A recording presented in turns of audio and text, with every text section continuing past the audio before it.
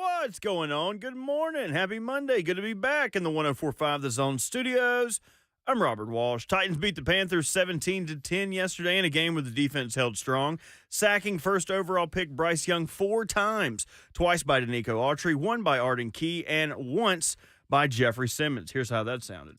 Young, play fake, deep drop, looking, hit, sack! Oh my goodness! Big Jeff with a crusher!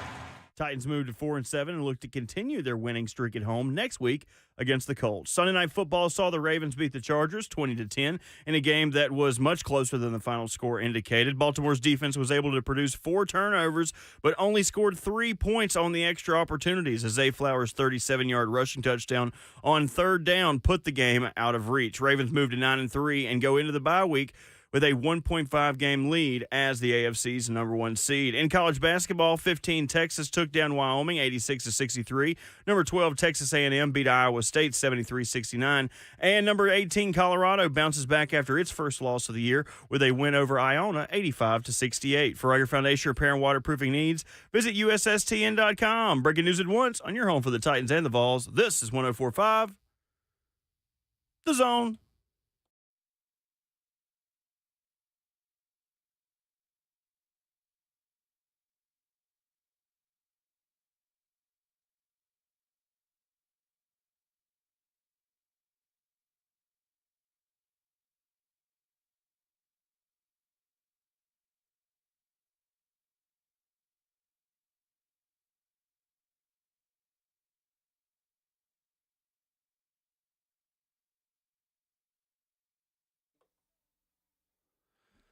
Welcome into a Victory Monday on RKW, brewed by 8th and Rose. The losing streak ends for the Titans, or should we say the home winning streak continues yesterday, 17-10 over the Carolina Panthers. We talk about that. Thanksgiving football, the coaching carousel goes burr in the college football world. There is a ton to discuss in the football world, and we've got 4 hours to do it with you. And we've got the 11-year NFL veteran, Vol for Life, Titans Radios, Ramon Foster, Robert Walsh making the show happen, Kayla Anderson with a morning off. My name is Will Bowling, 615-737-1045. The number, it is great to be back. Good morning. Good morning. How we doing? Well, we got to get you listening to the right burr. Okay, you went brr. We got to get you. Yes, that was more Pooh Shiesty. We got to get you like Gucci Mane. Okay, burr. Brrr. It's a little more Enrique Iglesias. There we go. There we go. Now we back, Will. We're back officially now, man. Dad jokes continued on while you were out. Did they? Yes, they did. Okay. They sure did, Will. Well, it was actually on 3HL's show. Gator Mike called in and had a dad joke for you as he was on before me on their show. Okay. And I was waiting, and he was like, well, since Ramon's coming on, he told a dad joke. So just so you know, it lived on, man. It was good. It was real good. Sure was. How was Thanksgiving? Solid. We spoke a little bit before we came on air. Rested, not restful. Yeah, you know what I'm saying? Like, that's the best way to kind of put it. Friday was my lay around, lounge around day. Man, it got the sun came up so quick and went down so fast. It was just like, okay, really had nothing. Then Saturday, the kids put us back on schedule as far as open gym, baseball hitting and pitching and stuff like that. But I was very thankful. I will say that. I had a good time with my people, man.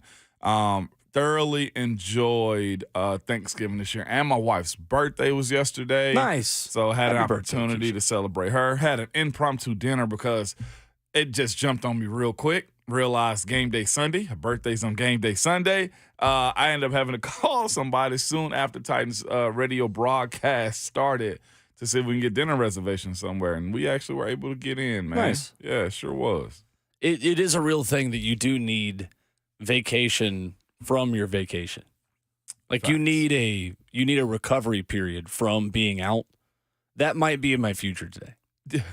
Might be in my future today. But no, it was good. We were down in at the beach, my whole family, and had a good time. And it was pretty much the same time getting up early in the morning because kids wake up before adults. Those are all fine things. That's okay. I live a morning show life day to day, so I don't mind getting up that early. But No, it was good. Yeah. It was good. It was in Knoxville Saturday. We'll talk about that coming up over the next 2 shows. Maybe get to it a little bit today between Tennessee Vandy. But overall, still the best day of the year. Thanksgiving to me. I actually did some active Black Friday shopping. Today's Cyber Monday if you really want to catch a deal. That's true. Yeah, I kind of want to pick a bone with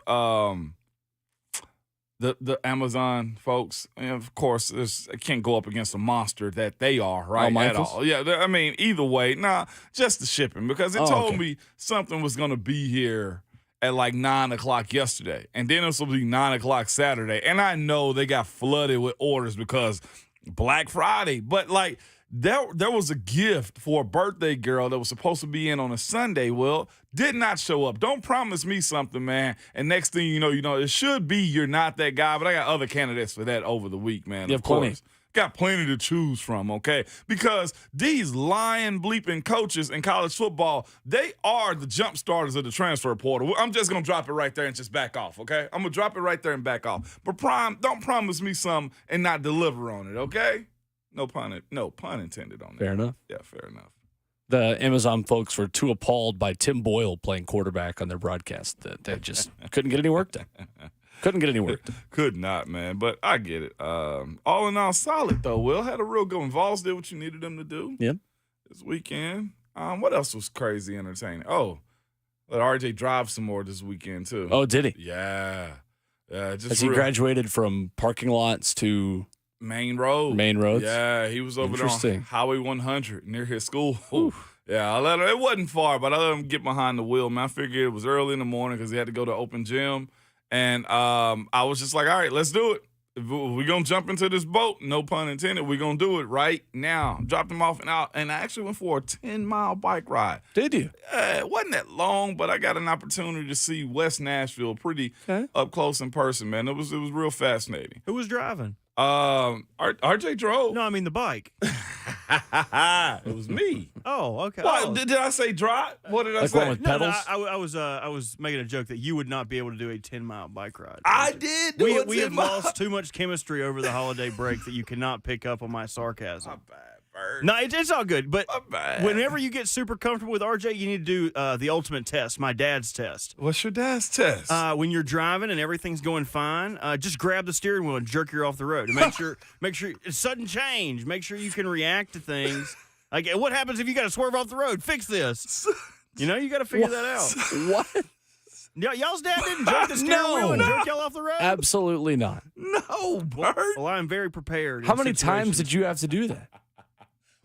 I mean, more than once. Well, didn't Lucas or somebody grab the steering wheel when y'all coming back from Bonnaroo? Oh, that was because I was asleep. Buck grabbed the steering wheel. Well, you were prepared. I was prepared. I was doing my job. I was so comfortable I was asleep, in fact. Now the truth really comes out. We're past the statute of limitations. That's when you had to smack yourself? Is that what it was? Yeah. Oh, no. I hate that Buck told y'all I do that. Because I do that way too frequently when driving. You violently slap yourself. I just got to bring myself back to it, man. You got to. I'm like, what's the Jags player? You got to hit me harder than John that. Henderson. Big John. We've had him on the show. Bert, that does surprise me, but after you told me how your dad raised you to like drive, then it's not very surprising either, because it's stories that you tell about your pops, whether true or not, or whether it's your uncle and not your dad, I believe them. Every single one of them, I believe. My uncle and my dad are very similar as well. In fact, another story about my dad. My dad is infatuated with my aunt. My mom and dad are divorced. And he's always asking me, hey, what's Tina doing? Tell her I could be your Uncle Daddy. I was like, Dad, oh, my Lord. Oh, my Hit her up on Facebook, you old perv. Yeah. Go where all the adults are. Go to Facebook. He said, Don't bother the kids with that. she's single, I'm single, let's mingle. Oh, my goodness. He's trying to be my Uncle Daddy, man. Speaking of that, too, you posted a picture for us, man. You drove to Carolina and got your buck. I did. I got did his get my buck. Yes, you It did. was the first night, and then I didn't see a deer for 3 days. Get out. So Wow. you go back? Oh, yeah, I keep going back. What? You might see a big one. Oh. And you're trying to fill the freezer up. It's not like we're just knocking them down and knock them down. You know what I mean? We eat them. I brought some, and I left the deer jerky at the house for y'all. My dad is shipping it to me. I don't know how the customs work on that, where it's like, is there any perishables in this? Technically, no, but it is food. It's preserved. So I figured you was just getting it for Thanksgiving dinner. You're trying to fill up, which I understand, the entire freezer, Bert. Okay, I got you. Brought a big old cooler back. You did. Cheyenne into that? She can be convinced. Okay. She can be convinced. You just got to dress it up a little bit. This little venison spaghetti. Venison chili. You got to fry it. You got to lay it out flat and beat it with a hammer for her. 615-737-1045 is our number. Titans 17, Panthers 10. Yesterday, Jeffery Simmons stops by on the show this morning at 8:45. Looking forward to that. And a reminder again that if you are unable to join us then, first of all, shame on you. Second of all, subscribe to the RKW podcast wherever you download podcasts. Apple, Spotify, Google Play, as well as 1045thezone.com. And we will get that conversation posted as soon as it is over with Jeffery Simmons on the show. You'll probably hear portions of that tomorrow morning in the first hour as well. But looking forward to talking to the guy, Ramon, who looked like his best self in a Titans defense that made a bad offense look like a bad offense yesterday in Nissan Stadium. He did, and we just should talk to Jeff about the tear he's been on the last couple of weeks anyway. Game weekends. Tampa, he has some big plays. Jacksonville, too, man. Jeff, I left yesterday. It was two people that I had high praise for, man, for no other reason other than their play. Imagine that, right? And that was Big Jeff. If you look at what he's done the last 3-4 games, you say, okay, all pro. He's at least in the conversation again, if not Pro Bowl. And if y'all don't hit the fan vote crazy whenever that opens up for Big Jeff, I'm going to lose my noodle. I'm going to say that every single time. You got to highlight your premier players, and Big Jeff is one of them. But he had that type of game yesterday again. And Stoney, Ron Stonehouse, he 71-yard punt. It's pretty good. Immediately, you know what I said, Will? All pro. Just leave it. All pro. Crushed it, man. Goodness gracious, man. I left the stadium yesterday saying that about those two individuals, man. Highlights yesterday on top of the win. But looking forward to hearing from Big Jeff, man. Big time. Titans get the win, and there is a lot to discuss from the win and from the football weekend.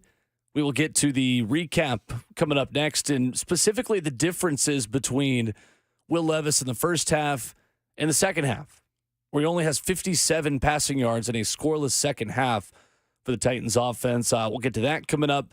Also, the TikTok that influenced a Titans defense that looked more like itself.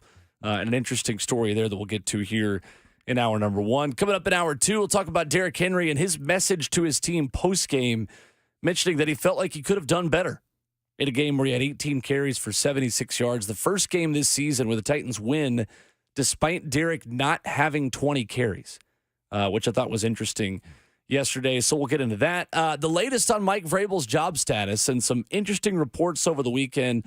One over the weekend from Diana Rossini of The Athletic, and then another one late last night that tells a little bit of a different story about Mike Vrabel and Rand Carthon not having a great relationship, which surprised me.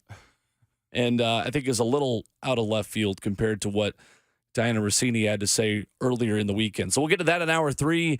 And then as well, Jaylen Duncan, first start at left tackle. Yeah. And a new-look offensive line that wasn't terrible against one of the premier pass rushers in the NFL yesterday against Carolina. The phone number throughout the entire show, 615-737-1045, streaming live on 1045 The Zone TV. We recap it with your calls. Coming up next as the Titans beat the Panthers, and we discuss it with you on RKW.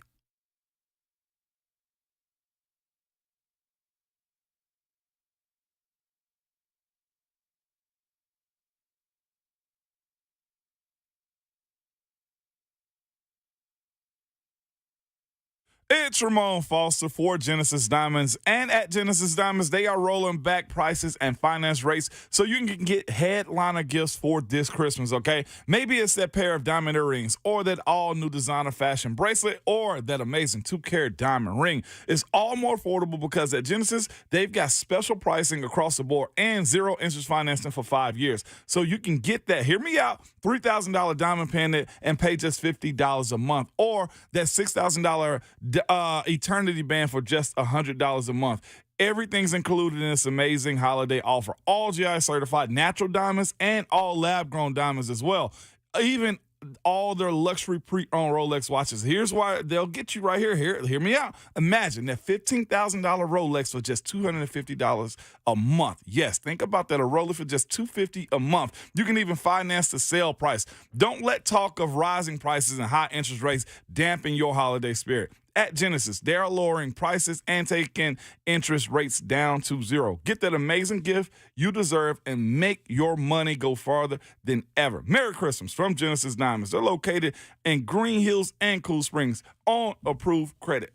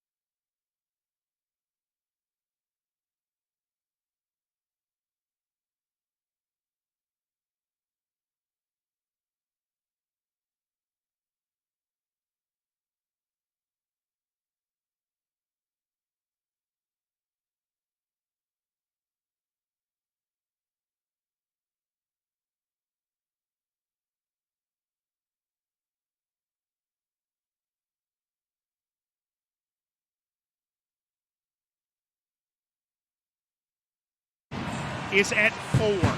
Final score from Nissan Stadium. Tennessee 17, Carolina 10, as the Titans come home and get it done again. RKW is brewed by 8th and Rose this morning and every morning. Right here on 104.5 The Zone. 615-737-1045. What'd you like the most yesterday in Nissan Stadium as the Titans take down the Panthers with Ramon Foster and Robert Walsh? I'm Will Bowling, streaming live on 104.5 The Zone TV. Great way to start your morning with a cup of 8th and Roast and caffeinate yourself off of a holiday weekend. Maybe to celebrate the holiday season beginning. It is. Over the weekend. Big dubs this weekend, too, man.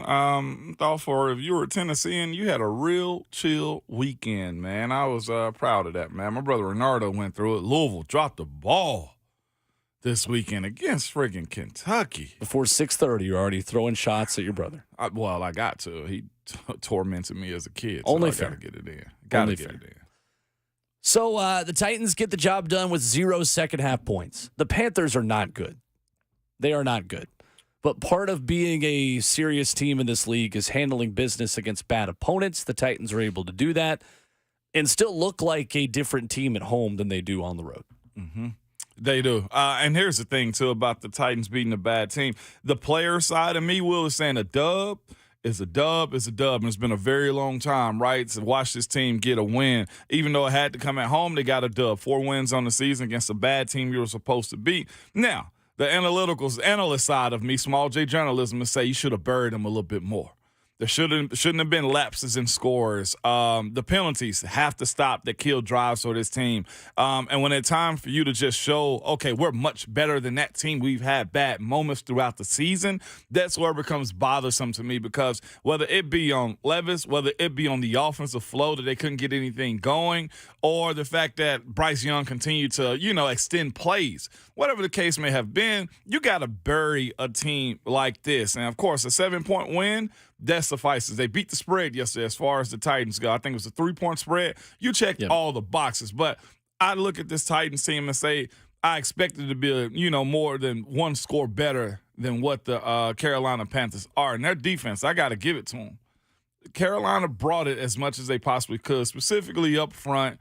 And, of course, you got a rookie playing quarterback, so there's going to be mistakes being made there too. But I expected a little bit more. But a 7-point win in the NFL is always going to be a big dub, Will. Will Levis started strong for the Titans, 13 of 18 first-half passes for 128 yards. Led a field goal drive with the clock winding down at the end of the first half that I thought was as much on Frank Reich completely fumbling that situation as it was the Titans doing well to put themselves in that spot. Granted, good long field goal by Nick Folk, 50-plus. That's an important thing that you now know that he can do. Not only hit from 40 in, but make one from 50-plus as well. The fact that the Panthers, with 12 seconds left, have 3 guys 30 yards back. You don't have a first-round pick. Why are you clearly tanking? Yeah. I mean, I'm being a little bit sarcastic, but just a little bit.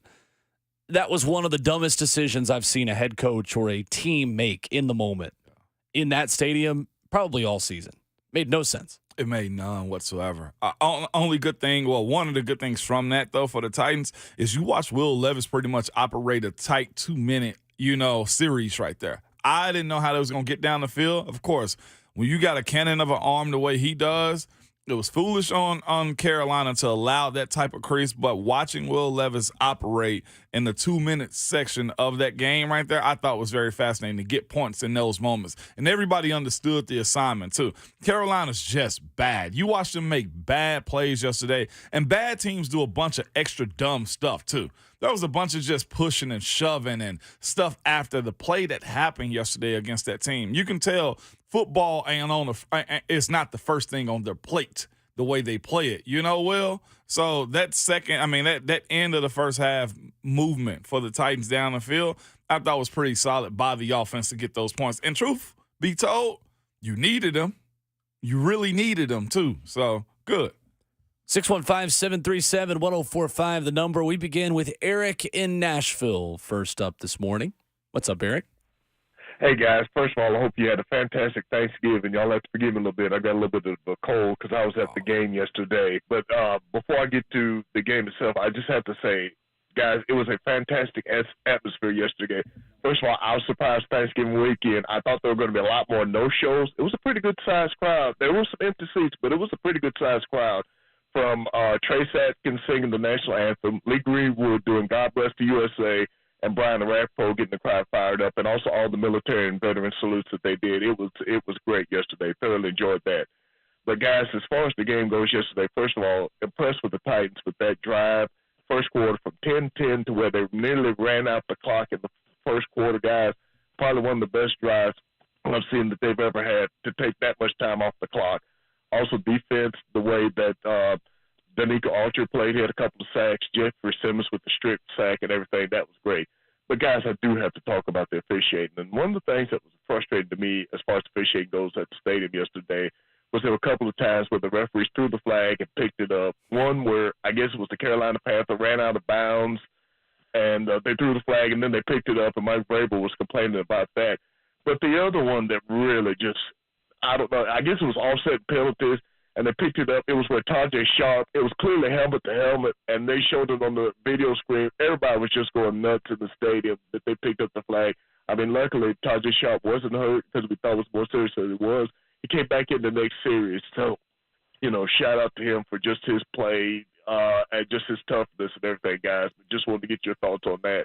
Guys, it's always good to talk to you. Y'all take care, and we'll talk again soon. Thank you, Eric. Appreciate the call. That is Tajay Spears, not Tajay Sharp, of course. But no, Eric knows that. Both NFL players. I'll start on the atmosphere one. I was not totally impressed with the atmosphere in Nissan Stadium yesterday. The crowd itself was fine, but in moments where Carolina was coming back a little bit in the second half and the Titans hadn't scored a second half point and there wasn't much to cheer about, not blaming the fans, I didn't think it was a great crowd. Yeah, it was fair. I start the game, boy, it was late filling up.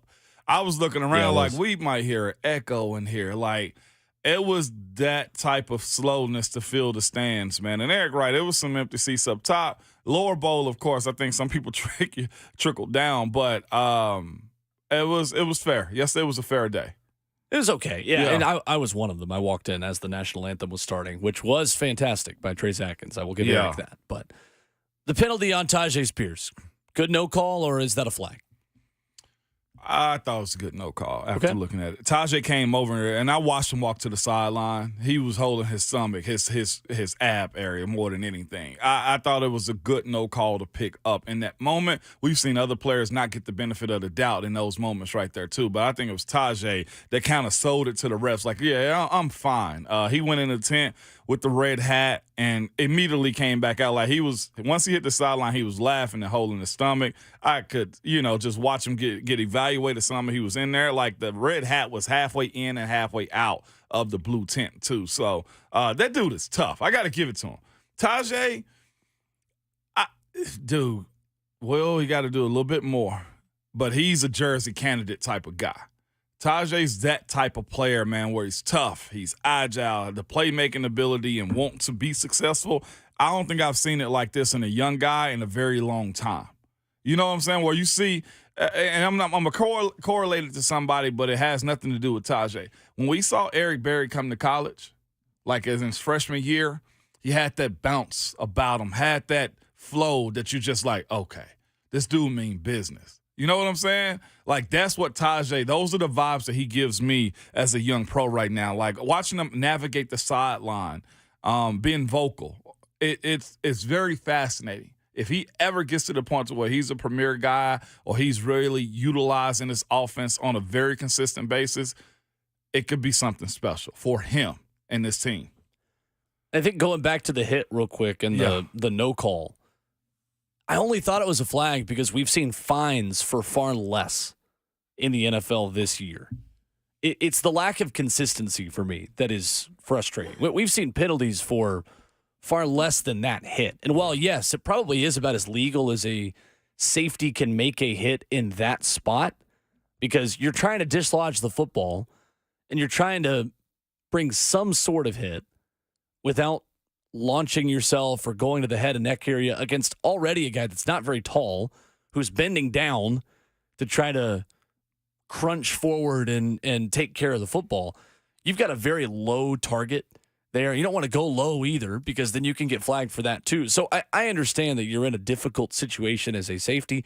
All I ask for from the NFL is consistency. And clearly that's way too much to ask for. And if you watch Chargers-Ravens last night, you know just how bad that crew was. So it could have been worse than Ron Torbert's crew yesterday in Nissan Stadium. I'm fine with the no call, but I don't understand throwing that flag and then changing your mind and picking it up. That was the thing that's just weird to me between that and just the amount of fines we've seen and suspensions even around the league for far less. That's the frustrating part to me. A bigger issue I have on that play, too, that was a free safety lurking. And Levis floated that ball out, Will. You can't make that throw. Oh, my God. You cannot. Will Levis cannot put Tajay Spears into that situation. He cannot, man. Like, that was, if you go back and look at that play, and I know you have, I know you saw it live yesterday too, Will, like, legitimately, that ball floated. That safety saw that ball coming a mile away and beeline to Tajay more than anything. Levis had a couple of rookie issues yesterday when you look at the way he played that game, man. But I've seen guys getting, like, blown up on specific plays like that, and Tajay did yesterday. I will say on Tom Brady's rant he had last week about player safety and, the details you have to play, one of the things he did say was, I don't throw my guys in bad situations. And as a quarterback, you have to be conscientious of that, too. You have to understand. You got to be conscious of that to know this guy's career is in my hands when I throw flagrant balls like that. So it was a little bit on everybody. The referees in general yesterday, I can say this now, and it feels so good to be able to say this stuff as a fun. They were trash, though. I must say. They were trash yesterday. No consistency whatsoever. The flow of it was bad. Explanation of what they were doing was bad yesterday, too. And they really just had you in a dang if I do, dang if I don't situation yesterday with how they called it out. I saw holding calls not get called yesterday. And, of course, this flagrant, just out of the blue, surprise, holding before the DPI before the pass is thrown. That saved Carolina more than the Buffalo Wild Wings hot button that they do. No free shot-outs. It was, let's keep the party going yesterday for this crew. Yeah, it is the reason why the Panthers got in the end zone. The Panthers' offense was not 10 points of good. They were 3 points of good, maybe even less than that. The drive they had where the Titans have 3 defensive penalties to extend that drive and eventually get a Chuba Hubbard run for a touchdown was pretty ridiculous. And Christian Fulton was flagged for 3 of them in the whole game. Just out of nowhere, man. I think 1 or 2 you can probably call. But to your point, that Carolina team wasn't 10 points of good. It wasn't. One play in particular needs to be on ESPN like you're not that guy. No, on one of ours. Their OC, whoever he is right now for Carolina. Well, he's no longer the play caller again. Dog, that 3rd and 1 where Bryce Young turned around and threw it and Danico got that TFL, he turned around. Bryce Young got the ball, 3rd and 1, and he threw the ball backwards, and Danico got the tackle for loss. I've never in my life seen a play that badly constructed. Yeah, Thomas Brown, the OC. Thomas, bro. Is that the former running back? Thomas Brown? Thomas. That ain't the play you need to be having. Like, 37. It might be Thomas, bro. Yeah. That ain't the play that you need. Yeah, running back. Yes. Get that one out. And I'll be honest with you, the operation of their offense, that's how bad Carolina was. The operation of the offense, like the handoffs, I was telling them during the play, and Coach Mack said it later after that on the talkback. Like, there was no flow to them handing the ball off. They telegraphed everything it was about their offense because there is no teaching, it looks like, in Carolina. The offensive line was trash. So, yes, well, I'm with you. It was a good win. I'd love to have seen this team put up 28 points on them, more than anything, 615-737-1045 is our number. John is in the borough up next with us this morning. What's up, John? Good morning, everybody. Hope you guys had a happy Thanksgiving. Real quick, yesterday was important, and I think it was important for a lot of reasons. Number one, we've talked about how every single week that they've been losing, there were no answers. And I think yesterday was the locker room win that they needed. I think that was the morale booster that they needed. That's the win that gets them back on track. But you've got to beat the teams that you're supposed to beat. It's great when you beat the teams you're not supposed to beat, but you have to beat the teams that you're supposed to beat. I thought it was a great win yesterday. I'll take it all day long. And Ramon, I got to ask you, man, Deontay Johnson's got to be out of Pittsburgh after yesterday, right? Man, Thank you, John. John, that was a wild sequence of plays. Apparently, he's tweeting through it right now, too, claiming he didn't see the entire play whatsoever. But, yeah, it won't be a happy coach in Pittsburgh because of that play. No, there will not. Oh, it will not. They got 400 yards, though. I know. Pittsburgh. Crazy. Hadn't happened in a while. 16 points, though. That's like getting a new gaming system for Christmas, but no video games. You know what I'm saying? Like, what am I supposed to do with this? You only get 16 points. Fair. That's fair, yeah. Was yesterday Will Levis's worst performance in a Titans uniform so far? With the dub, I'd probably say so, Will. Worst, yeah, decision-making, ability to look down the field yesterday. And I saw a lot of people bringing this up, too, as far as the offense in general didn't make a play down the field. He had a couple throws that I thought you shouldn't have made. His ability to overuse the strength of his arm has to be understood when and where he's going to decide to use those things. Well, the screenplays continually get him. It seems like he's throwing lateral. It looked like it's going forward still. He's been saved. I kind of said this a little bit yesterday on the sideline on Titans radio. It was me just talking up to the booth. I said, I don't know who Will Levis has praying for him, whether it be his parents, his grandparents, maybe ex-girlfriends are still hopeful for him and everything. But he has, and now y'all, this is not no hateration that comes along with this, but he has so many footballs and throws that get tipped up and hit the ground. And I'm glad that they are, but he is living a wild life on how he throws and get rid of the ball sometimes. He tried to throw away yesterday again, and the ball was tipped in the air. He threw away again, and a linebacker went underneath it. Like, he has a lot of those plays, and I'm glad because you don't need the turnovers. But he got to figure out a better method as far as getting rid of the ball. And also, just because you have a bazooka, Will, doesn't mean you take advantage of the bazooka if you will need to just smash an ant. Getting rid of the ball sometimes or making those throws that defenders are around.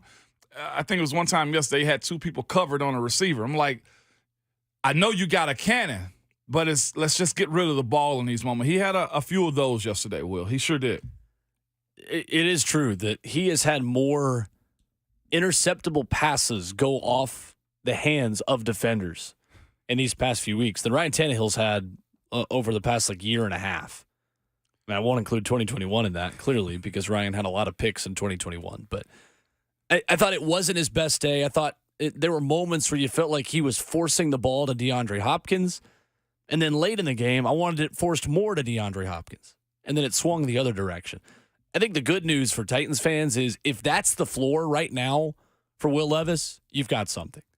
And I asked the question and bring this up not to be overly critical and insinuate that the Titans need to feel a more negative way about Will Levis, but it is to say that he played his worst start in a win.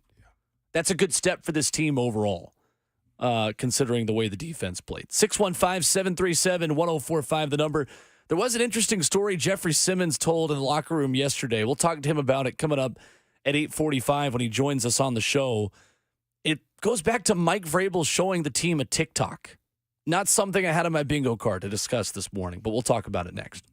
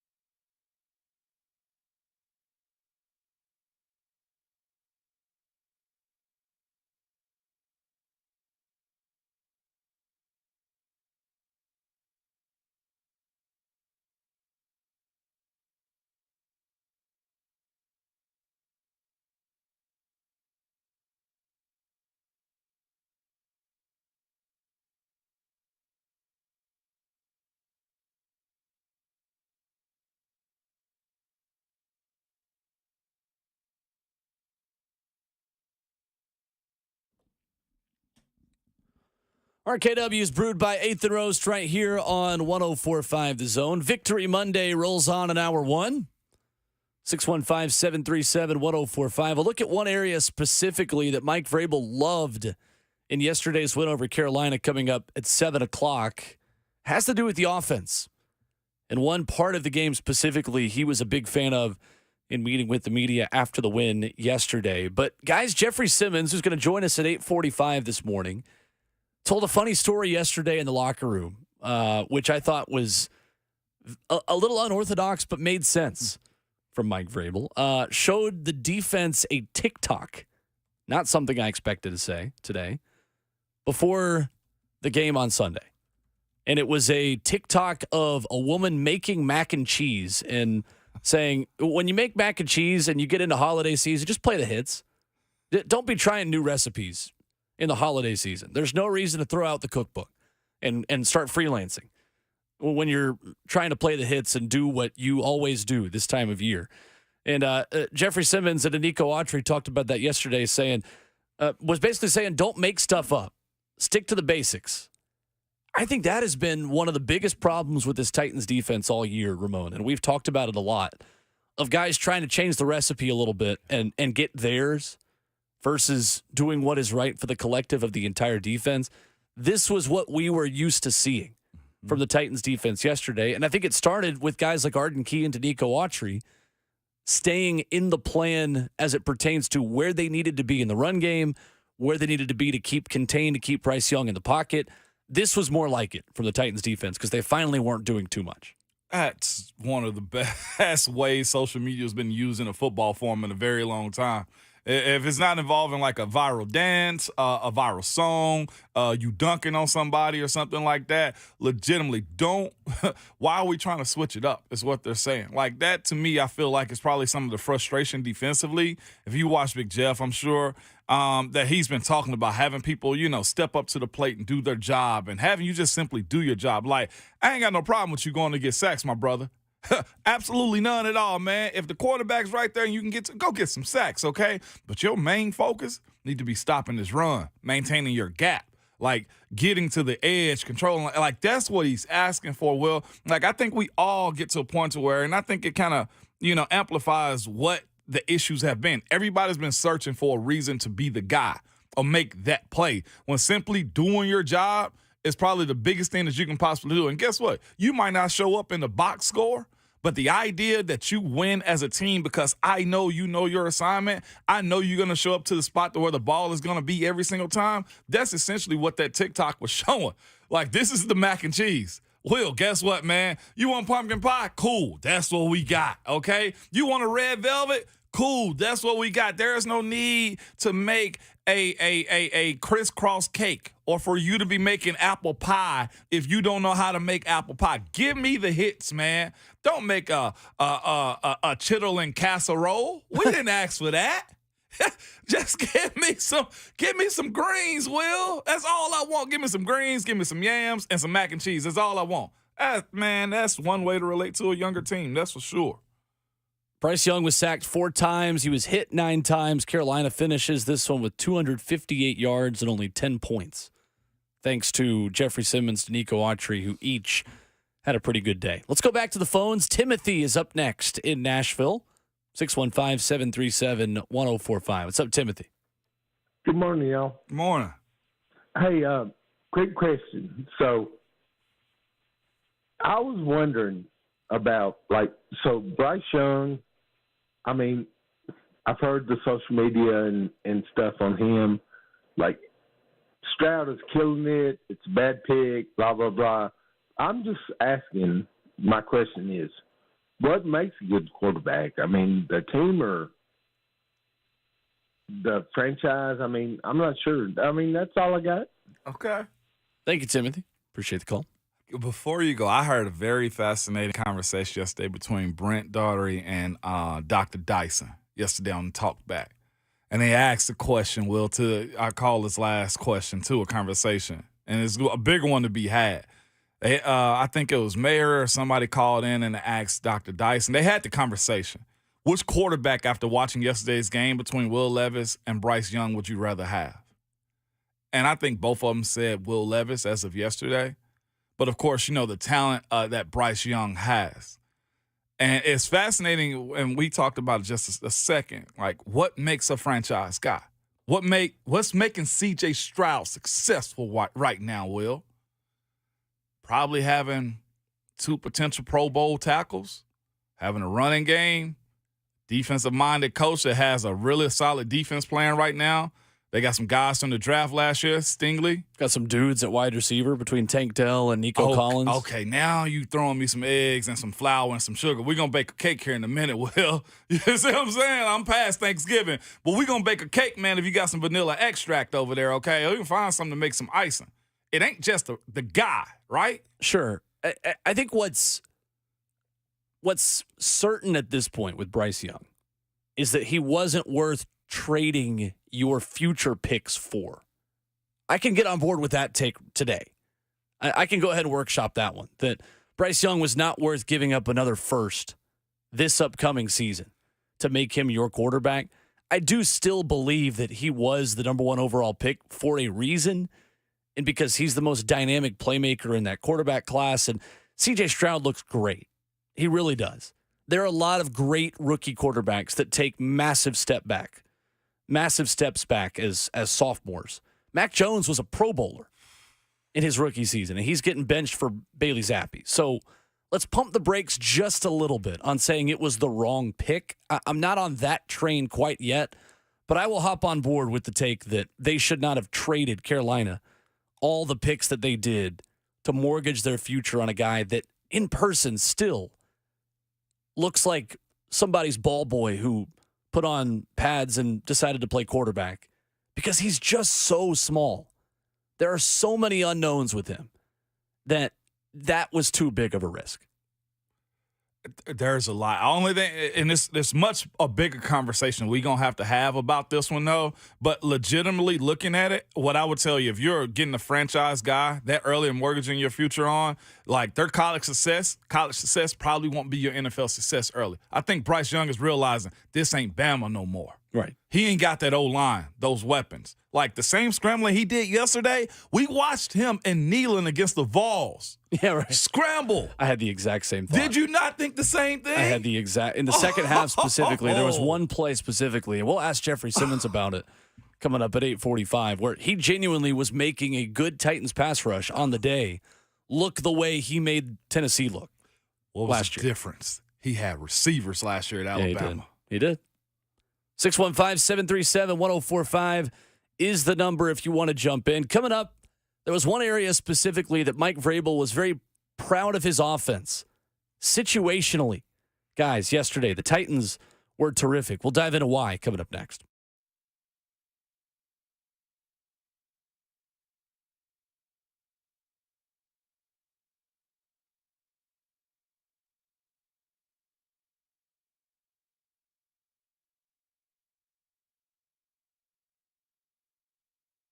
It's Ramon Foster for Window Nation. As y'all can tell, it was 31 degrees this morning, y'all. Okay, so the temperatures are dropping rapidly. Energy costs are on the rise. But if you have old, drafty windows, your furnace is working harder than ever to keep your family warm.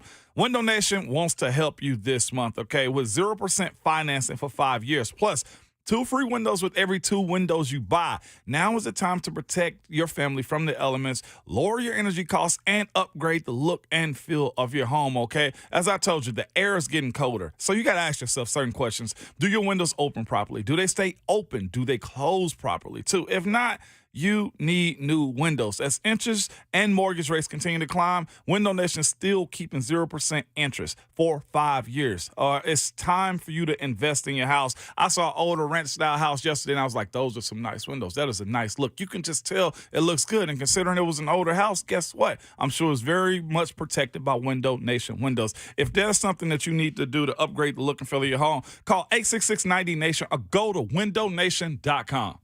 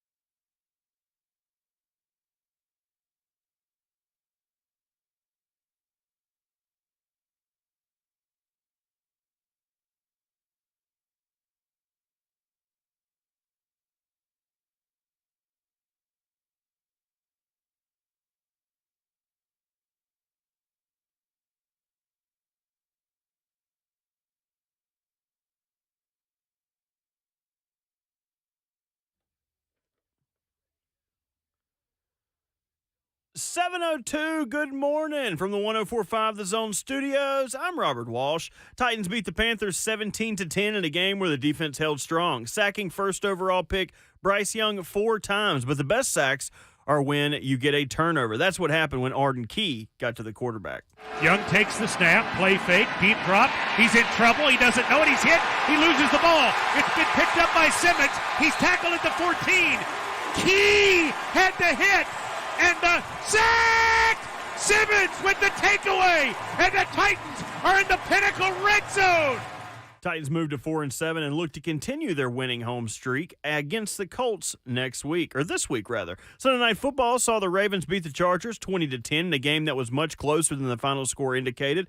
Baltimore's defense was able to produce 4 turnovers, but only scored 3 points on the extra opportunities. Zay Flowers' 37-yard rushing touchdown on third down put the game out of reach as the Ravens move on to 9-3 and go to into the bye with a 1.5 game lead as the AFC's number 1 seed. In college basketball, number 15 Texas took down Wyoming 86-63. Number 12 Texas A&M beat Iowa State 73-69. And number 18 Colorado bounces back after their first loss of the year with a win over Iona 85-68. For all your foundation repair and waterproofing needs, visit USSTN.com. Breaking news at once on your home for the Titans and the Vols. This is 104.5 The Zone.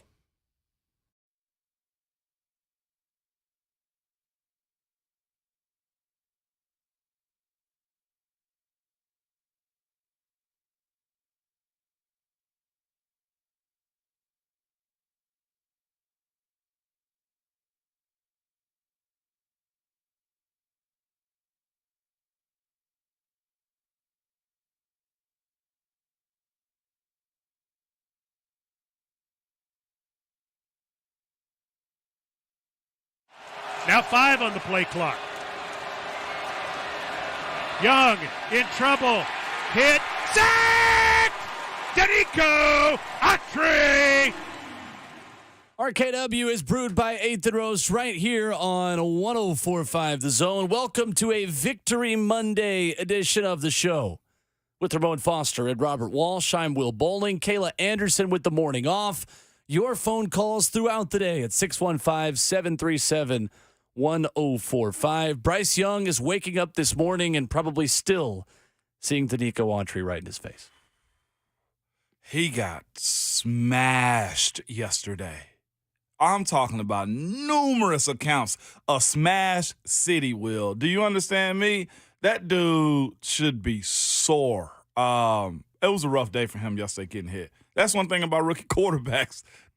They gonna let you get tapped on just a little bit, Will. They will, and he got smushed yesterday. The Panthers were like, you think you have a bad offensive line? Hold my beer. Yeah. Word. Genuinely, man. And they lost 2 during the game yesterday, too. Who had the worst day, Bryce Young yesterday in Nashville or Jim Irsay when First Take said bad things about him? You want this? Did you guys talk about this last week while I was gone, or did that happen after your last show? We referred to Irsay talking about his arrest and how there were no illicit substances in the car, and that was a light amount of cash for him. But we did not discuss his First Take antics. Oh. Or who his mom is, or who he was raised by. Irsay. Essentially, the owner of the Indianapolis Colts is trying to sue First Take, according to his Twitter, and his PR people, actually. Those are the ones having the worst day of anybody in the NFL over the weekend, as he goes after Stephen A. Smith and First Take because he feels like as a white billionaire, he's been prejudiced against, as Ramon spits out his coffee as I say that. Can you imagine? Can you imagine putting that sentence together for Twitter? Like, it was a time in which America, the police service members were going after white billionaires. Crazy. Who fixes their fingers to type that up, Will? It's crazy that the Colts are above the playoff line right now in the NFL, yet Jim Irsay still makes them non-serious people every time he opens his mouth.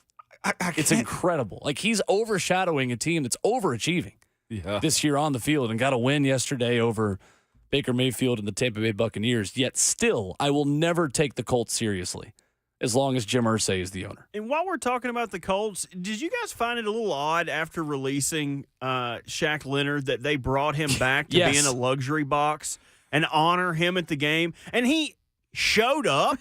If this is kind of like if your girlfriend's like, look, I know we broke up, but if you still want to go to the dance with me, you can. No, I don't want to go to the dance with you. Continuing to live with your ex. Right. Like you broke up with your girlfriend, yet you're going to continue living with her, and you're going to split rent. She doesn't care about you. Yeah, move on. She's toxic. She's messing with you, okay? Stop. So weird. She just wants to know she can have you back, Shaq. What are you doing? Like imagine Zach Cunningham after you're like, or who have the Titans released mid-season? Let's go. Well, let's say Kevin Byard. Let's go with the most recent example. There we go. You trade Kevin Byard to Philly, and then Kevin Byard gets a suite in Nissan Stadium to watch the Titans. Got one better. Jaleel Johnson. Sure. We got him.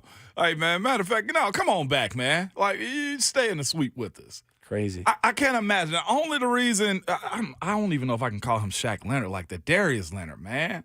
Like, golly, that's what I know him by. All right, Shaq Leonard.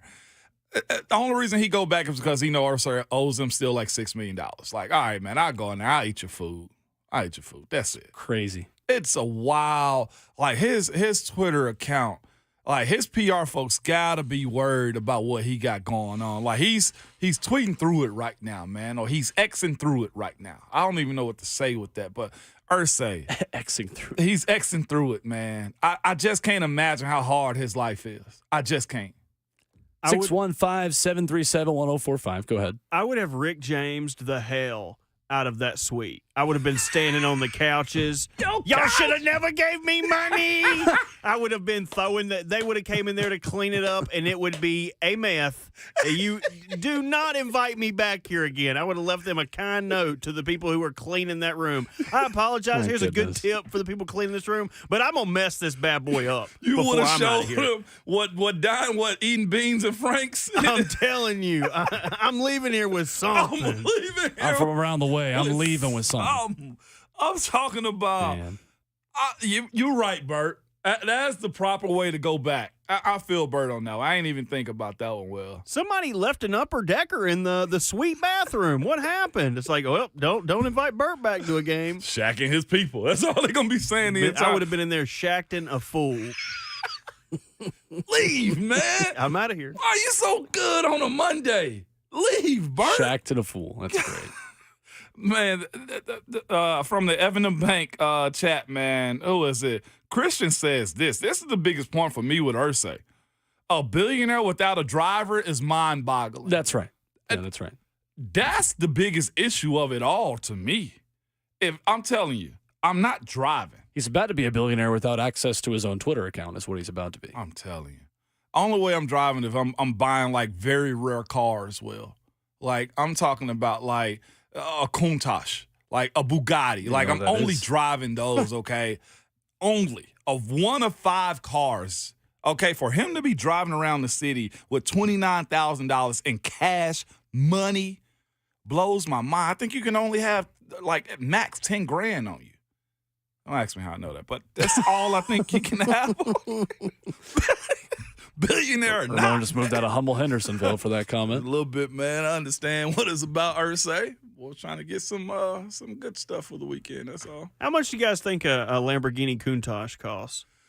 The new one? Ramon will actually know the answer. The 2023 Lamborghini. Depend. Probably about 385 to 545. 200. This new one with all the bells and whistles is $2.6 million. Oh, wow. Okay. Only 112 have been produced in the world. All right. Well, that's good. We're living above our means. Me and Will change. like, be cool with a Nissan. Something from Two Rivers. Be cool with an Ford. Altima. Yeah, right. Be cool with a bicycle. What's that Camry going for? 615-737-1045. Somebody get me one of them scooters. There's nothing wrong with a Camry. I'm serious. Shooting it too low, like 2.6. Give me a Range Rover. Give me the rest of the money. Like that's all I'm asking for at that point. 2 point what, Bert?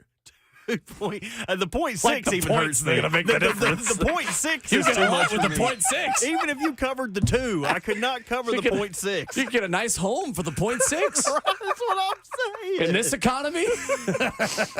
My bad. It's a moment where it's saying in this economy actually applies. It's actually relevant. Oh, goodness. That's fair. Whew, that's fair, man. 615-737-1045. Mentioned it before the break. There was one area that Mike Vrabel was happy with his team's performance yesterday situationally. Thought that the 2-minute drive was excellent at the end of the first half. And then again, just protecting a lead. The Titans offense, although they didn't score in the second half, you felt like they did enough. But more so even than that, Ramon, better in the red zone. Better in the red zone. And this is what Derrick Henry needs to be for this Titans offense.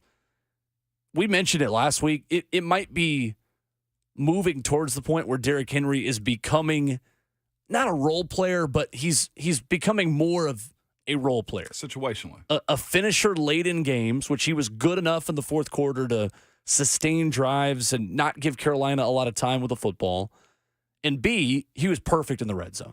That was a trademark Derrick Henry eye for the goal line kind of game inside the 20, and it ended up being the difference in the game. It did. And just closing out runs the way he does, too. Like, watching him run yesterday in moments, and, of course, I mean, he got not pulled, but Tajay got a better portion of the reps the second half, if I'm not mistaken. It's just the flow of the game without Derrick in it looked a little bit different against a team you simply just needed to beat up. The tale of two halves yesterday is fascinating a little bit to me, with no points in the second half. You can't allow that. To me, I think Carolina being within 7 points was a smidge too close, although they couldn't get anything going. Coming up, though, Derrick Henry assessing his own performance, wasn't happy with it, mentioning that he felt like he could have done a little bit better. This is the first Titans win this season where Derrick Henry did not touch the ball 20 times on the ground. So what is his role moving forward? And was yesterday supporting his case of still being the guy within this offense, or just maybe the 2-minute offense the Titans ran successfully, and some of the spread looks that Will Levis was in showcased that he's more comfortable in that style. We'll break down the Kings Day and what it meant historically in his perspective yesterday when we come back on Ramon Kalen Will.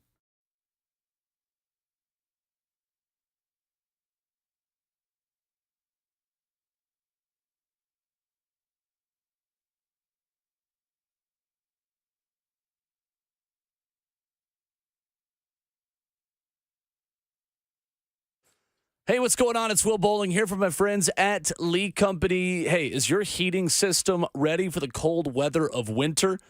Well, it turns out you may have found that out this morning if you're waking up and temperatures, a lot colder than you expected around Middle Tennessee. Well, available 24/7, 365. The professional Lee Company team is here to help. Their technicians will perform a 22-point inspection as well as seasonal cleaning and maintenance to keep your home running efficiently this fall and winter. And even better, save $20 on your next heating tune-up visit today. That's $20 off on your next home's heating service. Look, this is a great offer from Lee Company. And with the holiday season right around the corner, we're all going to be hosting company in some form or fashion over the next month. You want to make sure that they're as warm as you are when they're coming over to your place. Contact Lee Company today, 615-567-1000, or go online and visit leecompany.com for an appointment to keep your home's heating in check. Get $20 off your home's next heating service with Lee Company. Call them today, 615-567-1000, online at leecompany.com. That's Lee Company, all you need.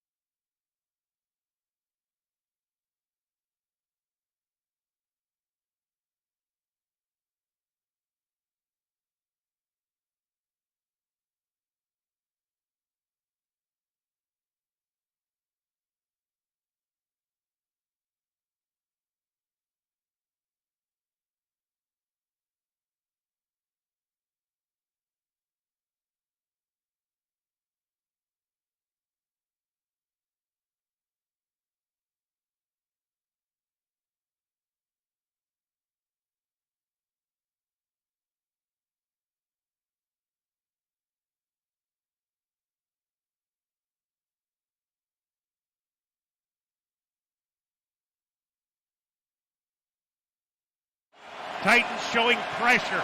Here they come. Throw it left side, Chark. He's hit. He's dropped. Amani Hooker got him basically at the line of scrimmage. And ladies and gentlemen, this one is a minute 55 from being over. Yes! RKW is brewed by 8th and Roast right here on 104.5 The Zone. That is how the final Panthers offensive play sounded yesterday on Titans radio. It's good to hear Coach Mack yelling yes in the middle of a football play again. Means good things are happening.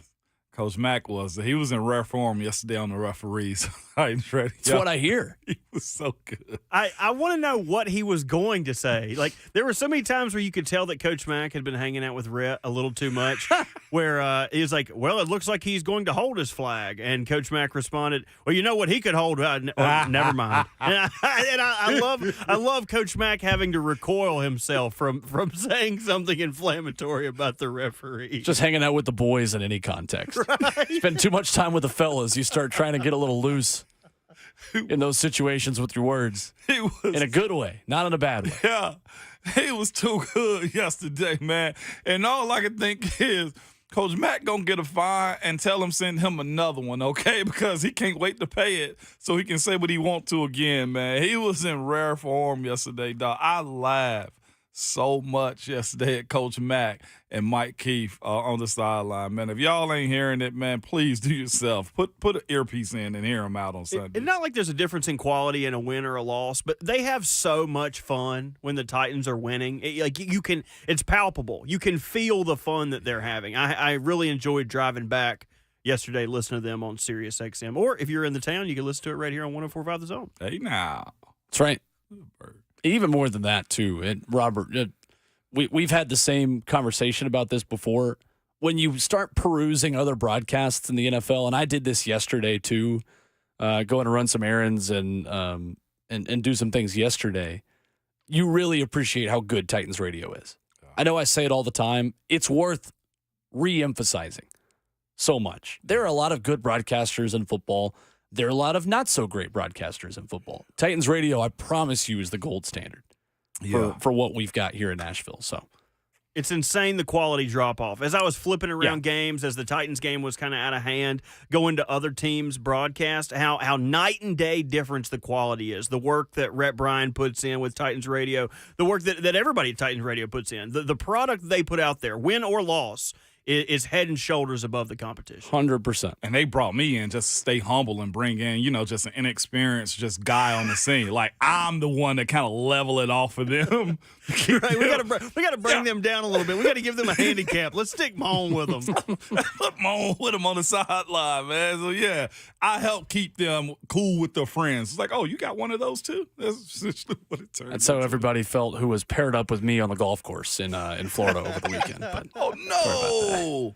It was some alligators. Actually, I played golf with a couple from Nashville. Did you? Yeah. Did you beat them? No. No. You're supposed to lie at least. It was very bad. I hit 3 houses. I hate when you have to play with a couple and then the dude and his wife are infinitely better than you are. Oh, yeah. And it's like, what do you guys do? Do you work? You guys just out here every day? Stop being so good. Let me feel good about myself for a second. Then you shank one into the water. I did a lot of that. I hit more houses, though, than I did water. That's good, too. You can't get in trouble for that. No, it's 100% better. Window Nation loves that. Window Nation loves when you hit people's houses. Is that included in their HOA fees, too? Yes. It is? It would have to be. Additional, window insurance for golf balls and idiots like me that, just duck hook one right into somebody's back porch. Yeah. So when you guys duck hook one into, I had to say that slowly so I didn't mess up. When you guys duck hook one into somebody's back porch, remember that Window Nation's running a 10% off sale for the rest of the month. Make sure you call on Window Nation. That's my dog right it's there. It's a good window into my weekend. 615-737-1045 is our number. Yesterday was the first win, as Ramon tries to eject me from the studio for a terrible joke on my return. Yesterday was the first win where Derrick Henry did not have 20 carries. Had 18 of them, 76 yards, averaged 4.2 yards per rush, 2 touchdowns for the Titans. He was not thrilled with his own day. Post-game, talking to the media, says he could have been better. For. How did you feel like you did? You talked earlier in the week about trying to be more effective with your touches. Did you feel some more effectiveness in your carries this week? No, I don't feel like I could have done a little bit better today. But just watch the film and grow for it, grow from it, and just try to be better and try to work on it as this week comes up, and just try to go out there and let it translate. But I could have been better today. That's an interesting moment of clarity and I think candor from a guy in Derrick Henry that doesn't give us that quite a bit. I'll give him credit, Ramon, that Derrick has gotten better and has opened up a lot more talking to the media versus when he first got here. And the Titans PR staff does deserve credit for that because they've gotten him to come out of his shell a little bit in talking with the media. But I think that's a moment of honesty from a guy who is used to putting any failure of this offense on himself because he has been the anchor and the cornerstone of that offense since he took over full-time for DeMarco Murray and was splitting carries with Dion Lewis. From your perspective on the field, Ramon, could Derrick Henry have done more yesterday? I'm going to go by his word and say, yeah. I'm actually looking at, as I do often at times on break, the replay of this game. First quarter, when Jeff came in and the package that Jeff does, the tight red zone, Jeff has a nice front side block, and Derrick gets ate up by, I think it was a linebacker and safety. I think if Derrick can have that play back, he probably would have stuttered for a second and bounced it outside and followed Big Jeff. There was moments in this game where the tight red, and even on the one where he bust free through for his second touchdown, the play before that, he had a gap that was right there. So it's small perfectionist stuff that he's looking for. And I think it's fair for Derrick to challenge himself that way too, considering this, Will. He's having somebody in his backyard, Tajay Spears, who could potentially take some of his reps. So I think Derrick being real with himself about what his expectation and the quality of reps that he get. You said for the first time in a while, this team won with Derrick having less than 20 reps in a game is what you just said earlier, if I'm not mistaken. Less than 20 carries, yeah. Less than 20 carries in a game. That, I think, is probably one of the biggest eye-openers that he can have as a professional. So the expectation that he could be better, and there were some lanes yesterday that I think Derrick's probably not used to seeing be that wide open, and he didn't take the shots that he needed to. And you see some of the reaction on the sideline where the O-line coaches know, like, oh, that was this gap right there. And then he didn't hit it. So, yes, I think it's fair for Derrick to critique himself like that. Again, go back and look at the play before he bounced it left for his second touchdown. There was a hole right there for Derrick to just – you could have driven a 18-wheeler through. You know what I'm saying? As far as the ability to him to get to the line of scrimmage, and he bounced it left and didn't hit it the way he needed to. What he was smart on was this. That play where he bounced it, that defense went inside again thinking Derrick was going to take that rep, and he bounced it outside for the touchdown. So, yeah, I understand where he's coming from. And I also say this, too, just give credit where credit is due. This fella, Cuzzo Mike in the chat, F&M Bank chat said this, yesterday showed this franchise is moving towards the 21st century offense finally. And I think that's a portion of where Derrick's trying to make sure, okay, he incorporates himself and showed I'm versatile enough. And every rep that comes towards me is not going to be 2 yards in a cloud of dust. I'm getting you those fours. That's one thing I have seen from him, Will. I feel like there's a strain that he understands that, look, I am Derrick Henry. I got to get those 4 yards no matter what. And, of course, when they stack the box, it's terrible then. But of him having the ability to be multifaceted in his run style is going to be necessary for his career. I'm just tired of seeing them bang their head against a wall and give it to Derrick on 2nd and 10. Yeah. I mean, that's the biggest thing, right? They did it on the opening drive of the entire game, and where Will Levis goes over the middle to DeAndre Hopkins for 19 yards on the first play of the game. Then an incomplete pass short to Nick Westbrook-Akine on a play where Will Levis is forced out of the pocket. Then you go 2nd and 10 from your own 39. Derrick Henry right tackle for 1 yard. And on 3rd and 9, Will Levis is incomplete looking for Tajay Spears. Or again, Derrick Brown provides pressure. That, to me, is where this offense is still staying so far behind what it could be. And Mike Vrabel was asked about Derrick Henry's performance after the game as well, and he just said, we've just got to block better. Said when there was some space, it was cool in the 4 minute. It was fantastic. Again, we've just got to get him started, and not beat ourselves with negative yardage runs. There are still too many -1, -2, no gain runs for Derrick. And you're getting the famine without the feast for me in a lot of these ways, because Derrick's longest run yesterday was an 18-yard rush, and we're still not seeing that 40, 50-yard run where he hits the edge, stiff arms a guy, and then is gone. I liked the way they used him in the second half, which is odd considering they didn't score in the second half. But I think Derrick Henry at this point, Ramon, is still best used as a red zone weapon and a closer. And we saw him as a closer yesterday have a little bit of success. I just don't feel like this offense is at its best when they are under center on 2nd and 10 in a running situation. I think Will Levis is so much more comfortable shotgun, spread it out, and in 4-minute, like Mike Vrabel mentioned, where they were changing things up a little bit and not just relying on Derrick Henry to get them out of jail. So what you're saying is predictable. It kind of sets Derrick up for failure, somewhat in a sense. Just being honest about it, right? Well, like that's what it looks like to me. I think we knew when they went first down, the second down. Well, they got the first down to open up the game up, and then Derrick got the ball shortly after that. I think everybody in the building knew 22 was about to have it. You become predictable. You become pigeonholed when it comes down to how you operate offensively, because here's what you also have to say. Well, if you don't give it to Derrick on 2nd and short, you're going to be 3rd and long.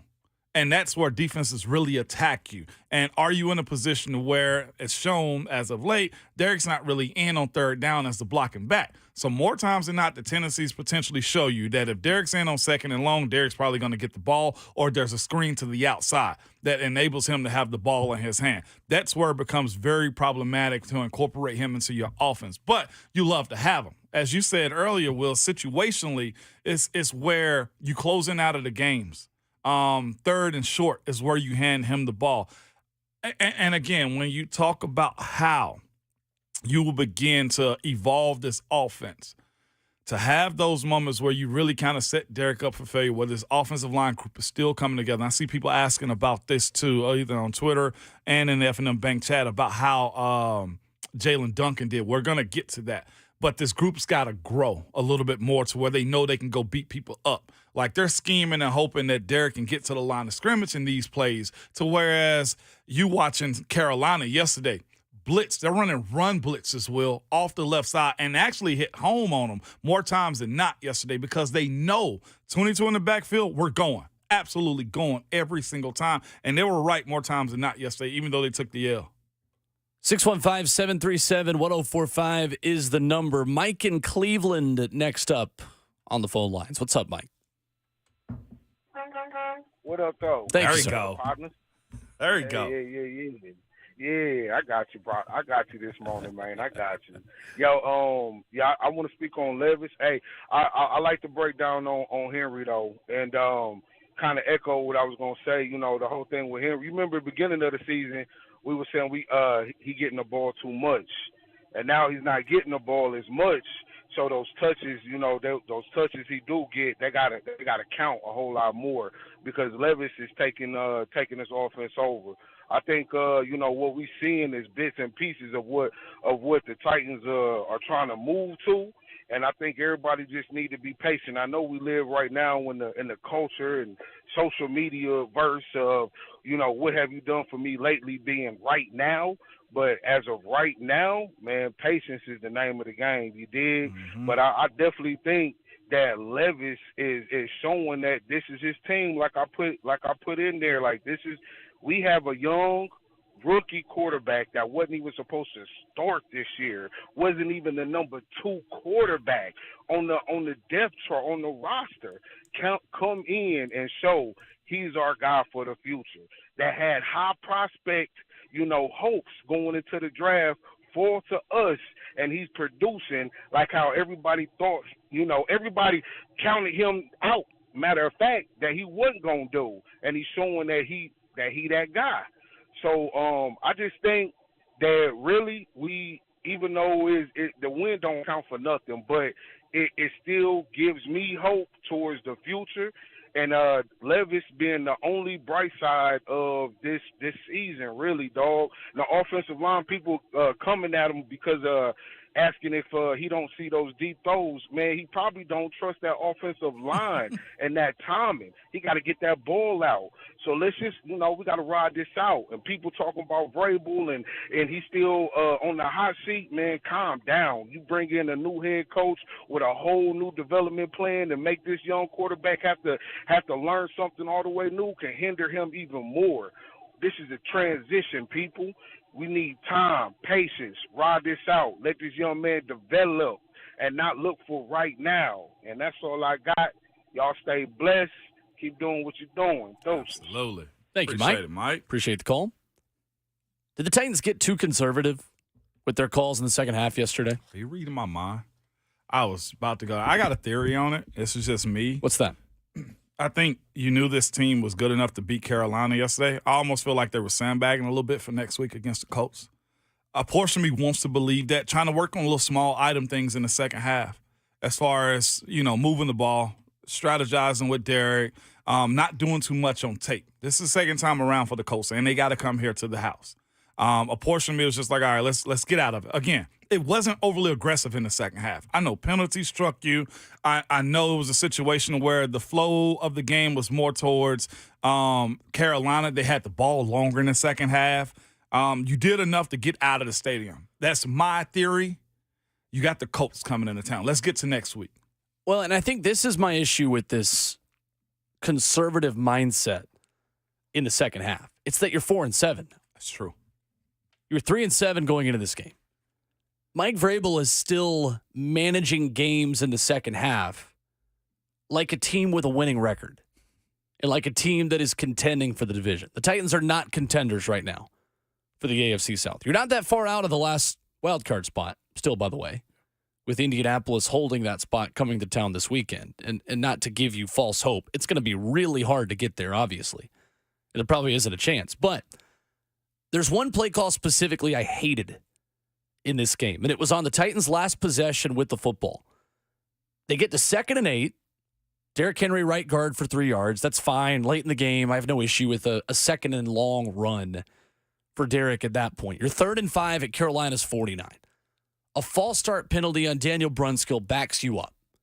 3rd and 10. Too many false start penalties as well yesterday. One of them was not false start either. When the defense jumped in the first half. Yeah.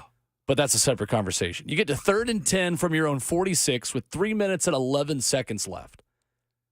And you motion Tajay Spears out of the backfield and you're an empty. And I out loud, looking at that play, I out loud say, Tajay Spears screen. And I'm not very smart when it comes to calling plays in football. If I'm saying that, I promise you defensive analysts are saying the exact same thing. And you probably were too. Yep. If you were sitting in Nissan Stadium. It was painfully obvious. 3rd and 10, your own 46, you motion Tajay Spears out. Everyone in that building knew it was a screen to Tajay Spears. And that included the defense. 1 yard gain, Titans punted away, and then Carolina has a chance at that point with the football to tie the game. They didn't because their offense stinks out loud. But in that moment, that is where I want to see you play like a team with very little to lose. And that's where the offensive line that we're going to break down later in the show with Ramon actually played well enough yesterday to inspire confidence that you can be a little bit aggressive. Throw the ball over the middle, past the sticks on 3rd down and 10. Yet the Titans still insisted on, get it out of his hands quickly. We cannot afford an interception or a sack here. Okay, you're 3-7. That's okay. Let your rookie quarterback make some mistakes. Felt like there was a little bit too much damage control in the second half versus letting Will Levis win you the football game. 615-737-1045. We'll get to Adrian on the phone lines coming up next. Your phone calls at 615-737-1045.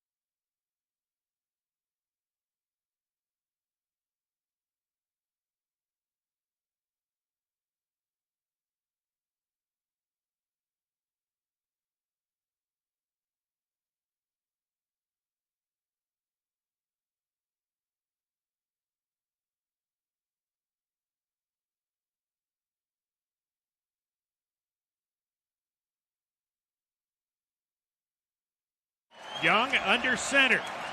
Throws it backwards. Sanders dead! What a play! Autry!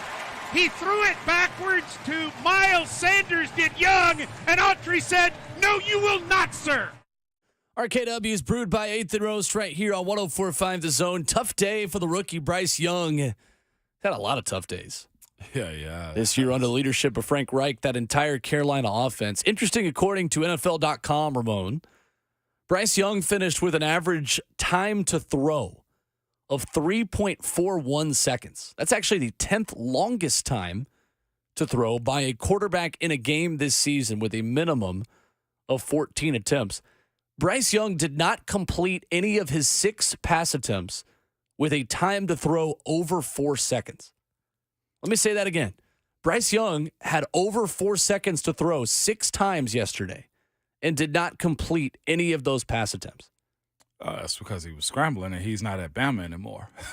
I hate to keep using that, but we've seen him time and time again at the college level extend plays, hit that guy open down the field. Again, I say it often, and this is to any school in the world. College defenses suck. And I say that because there's a difference between college defenses and NFL defenses. You have guys that understand I need to play my zone, not lose my man in the NFL, where in college, there's breakdowns because they think the D-line is going to get the sack and stuff like that. What happened yesterday was Bryce Young was able to scramble and move around the way he wanted to, but guys were still in coverage on the back end of the defense. That's the difference right there. So, yeah, he had time, but that's also one of those skewed stat lines that have you just thinking like, oh, man, he had crazy amount. No, he didn't have crazy amounts of time. He was actually a little bit more mobile than I thought he was going to be yesterday. But when you're running for your life the way he was and got Big Jeff them running after him, yeah, you're going to find ways to get open, try to find a man down the field. He had a lot of throws to the sideline in those moments, though, too. So good on the Titans back end, other than those just phantom holding calls that was before the pass thrown yesterday. It's like 3 or 4 of those yesterday. The one on Sean Murphy Bunting specifically, on a 3rd down where there's a comeback route at the sticks, and the flag is thrown about 3 seconds after the play is over on a pass interference when there is no contact once the ball is thrown. If anything, it was illegal contact or holding on Sean Murphy Bunting. It was, out of all the options, pass interference was the last one. And it was. It sucks, though, because at that point it looked like Sean Murphy Bunting looked back, and that's when the ref was like, yeah, I got you. I was like, oh, my God. Yeah, when you look back at the ref, you impose wrongdoing on yourself. It's like when offensive linemen throw their hands up. Like, what are you putting your hands in the air for? Yeah, I'm going to throw this flag at you now. We got you.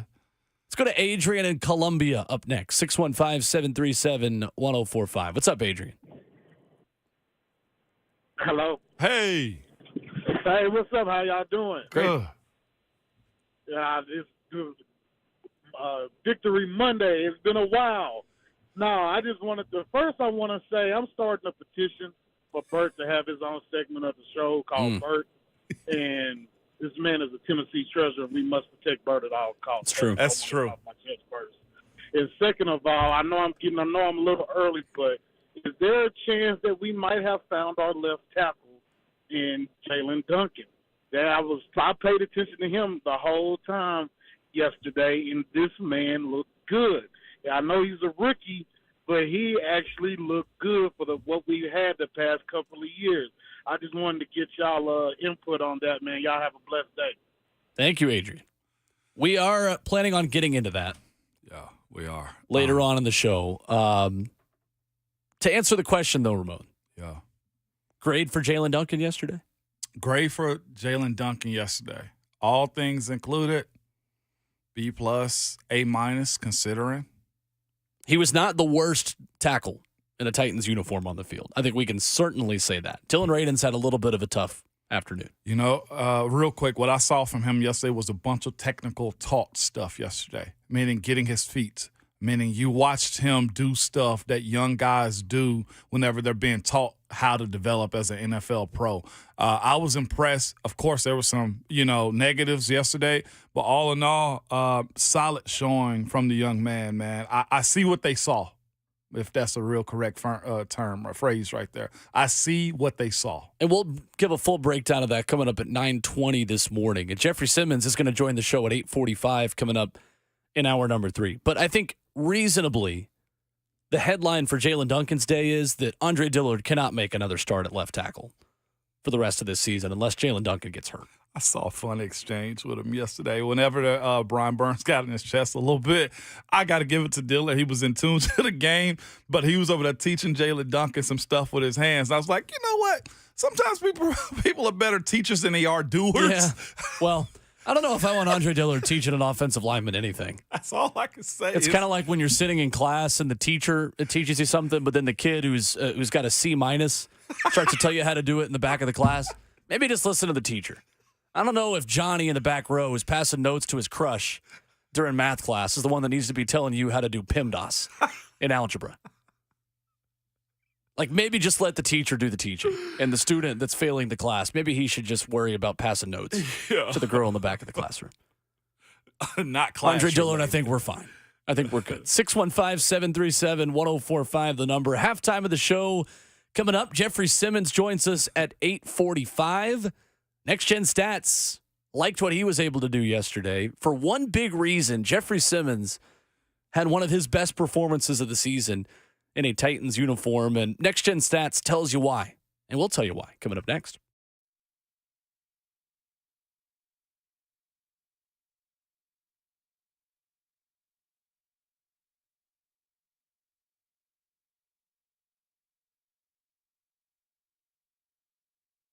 Hey, I'm now joined by certified arborist Dean Glasscock. Arbor Art Tree and Shrub, now Save a Tree Company. And we've got winter coming up here soon. We're starting to feel it here in the last couple of days. Dean, what can you tell us about winter pruning, why that's so important? Hey, yeah, happy Monday, everybody. What a great day. Gorgeous day. Get out there and enjoy it if you can. Yeah, that's what we do, certified arborists. Remember, there's a difference between a certified arborist company and just a bunch of cutters. So be careful who you hire. Has a lot to do with a lot of different angles on that. But as far as the winter pruning goes, this is a great time to get signed up, get on our schedule. We can get out there in the next 3 to 6 weeks and do whatever's needed to take care of your trees and shrubs around your home. So right now, 615-299-9999. It's a great number. It's a great company.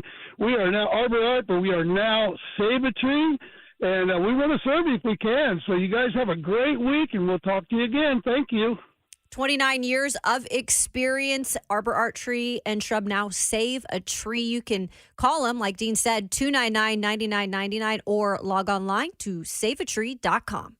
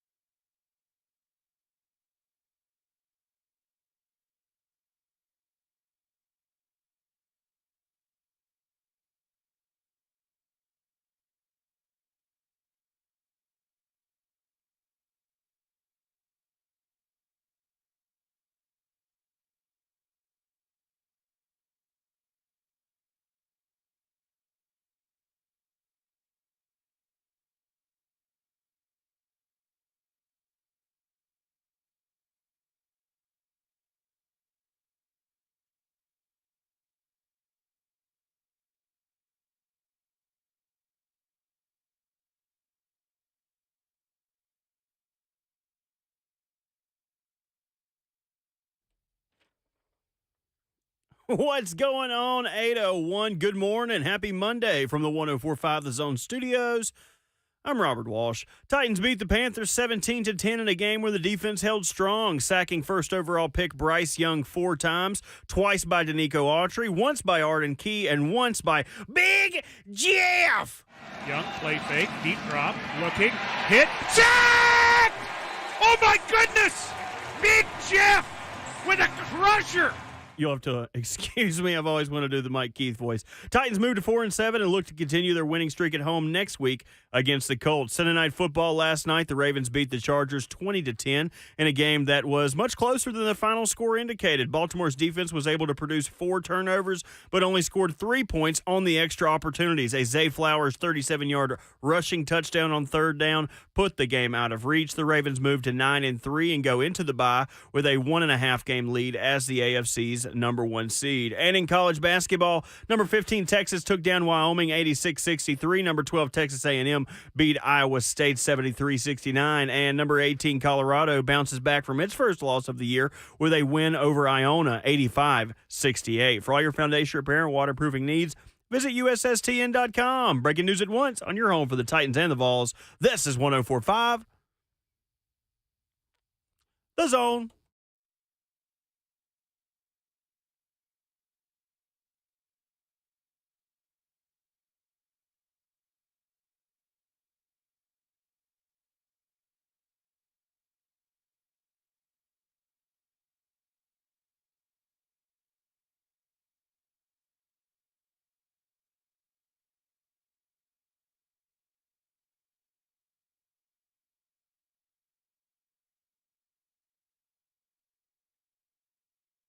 And the Titans' losing streak is over. Their winning streak at Nissan Stadium is at 4. Final score from Nissan Stadium. Tennessee 17, Carolina 10, as the Titans come home and get it done again. RKW on a Victory Monday is brewed by 8th and Roast. The phone number if you want to react to anything in the football weekend, 615-737-1045. Coming up in 20 minutes, there was a lot of reporting about Mike Vrabel's job status over the weekend, including an interesting report last night out of Boston suggesting that perhaps Mike Vrabel and Rand Carthon are not collaborating. We'll get into that report and the details of it coming up in 20 minutes before Jeffery Simmons stops by at 8:45. He spoke a lot about Mike Vrabel in many of those reports, and the importance of Mike Vrabel's voice in the Titans locker room after the win yesterday. And he was good yesterday, Ramon, leading the way for a Titans defense that looked like its old self in a win over the Carolina Panthers. It did, man. They swarmed yesterday, made some big plays, a lot of negative plays yesterday for this defense, which is a good thing. I was happy to see the rush being there. Go back to the TikTok reference they use in the locker room, Will. Just want everybody to do their job is what it sounded like. And that's what happened yesterday. Saw some fight yesterday, Will. I don't think we've seen like that in a while, man. They got back on track. And, of course, a lot of people are going to say, well, it was the Carolina Panthers. Well, yeah, that's fair. They still closed them out the way you needed them to. 615-737-1045, the number. Of course, the TikTok reference that you mentioned earlier in the show, we talked about it. Mike Vrabel showed a TikTok of somebody making mac and cheese saying, don't try a new recipe during holiday time. Just stick with the recipe. Don't add no eggs to your mac and cheese. That's don't right. nobody want no eggs in their mac and cheese. Thanksgiving is not the time to experiment. Right. If we not putting pepper jack, don't put pepper jack in there. There's no need for you to put gorgonzola in it. Okay, blue cheese. We don't need that in there. Don't put brie in the mac and cheese, okay? Yeah, try that on a lesser holiday like St. Patrick's Day. That's when you can try out a new recipe. Don't come at my people like that, Will. Do not come at my people. I'm fair-skinned St. and Patrick's Day, that's back unfair. Here. Hey, our people, okay? President's Day. I forgot you were a fourth Irish, man. I'm like, you my is Irish brother. Hey, Ramon and my people had to flee for that potato famine. Don't come at us like that. Tell them, man. I'm like 16% Irish. I'm over here beating a drum, getting the snakes out of Ireland, man. Come on. Documented, fam. Come on. Fam. So without the fourth Irish, Ramon would have been like 6'10" instead of 6'5" or 6'6", whatever you were. Yes. Yeah. Don't you blame it on my roots again. The leprechaun part of you is why you're not as tall as you could have been. We are Hey, small man. and angry people. Goodness That's the sakes. reason my grandmama was so light-skinned right there. There we go. In the F&M Bang chat, you can interact with the show on Facebook Live, YouTube, Twitter, or Twitch. Hit the subscribe button while you're there. Steven writes in on Twitter, at Ramon Kayla Will. Says, can't call in right now, but want to ask a question of you. At the Ramon Foster, is there a reason we seem to always throw a screen pass on third down, no matter how far the down is? We just got through ranting about that too, Steven, because I got the same question. Truthfully, on third down, is if you throw on a screen, it's usually, I hate to say a throwaway play, but it is one of those get as many yards as we possibly can, see if we can get the first down.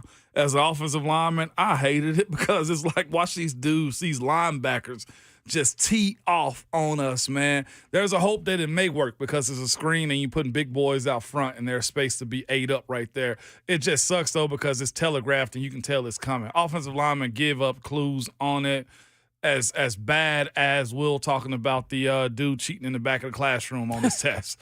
Like, Scott, stop passing those. I see you cheating. Now you get an F. It's a throwaway to try to get as many yards as you possibly can, my brother. That's what it is, and it always is going to be that way. It's like a third down draw. It's honestly the same thing. You much rather throw it to a guy in space to try to give it to him instead of muddying up on a draw play. That's just the economy of the economics of what NFL is at times. There's not many plays for a third and 10+. We mentioned it before the break that there is one stat that tells you why Jeffery Simmons was so successful yesterday in his pursuit of Bryce Young and leading the Titans front seven. It's because he was on the field for almost the entire game. According to Next Gen Stats yesterday, Ramon Foster, Jeffery Simmons played 83.6% of the Titans' defensive snaps. That's a big number for a very big Jeff.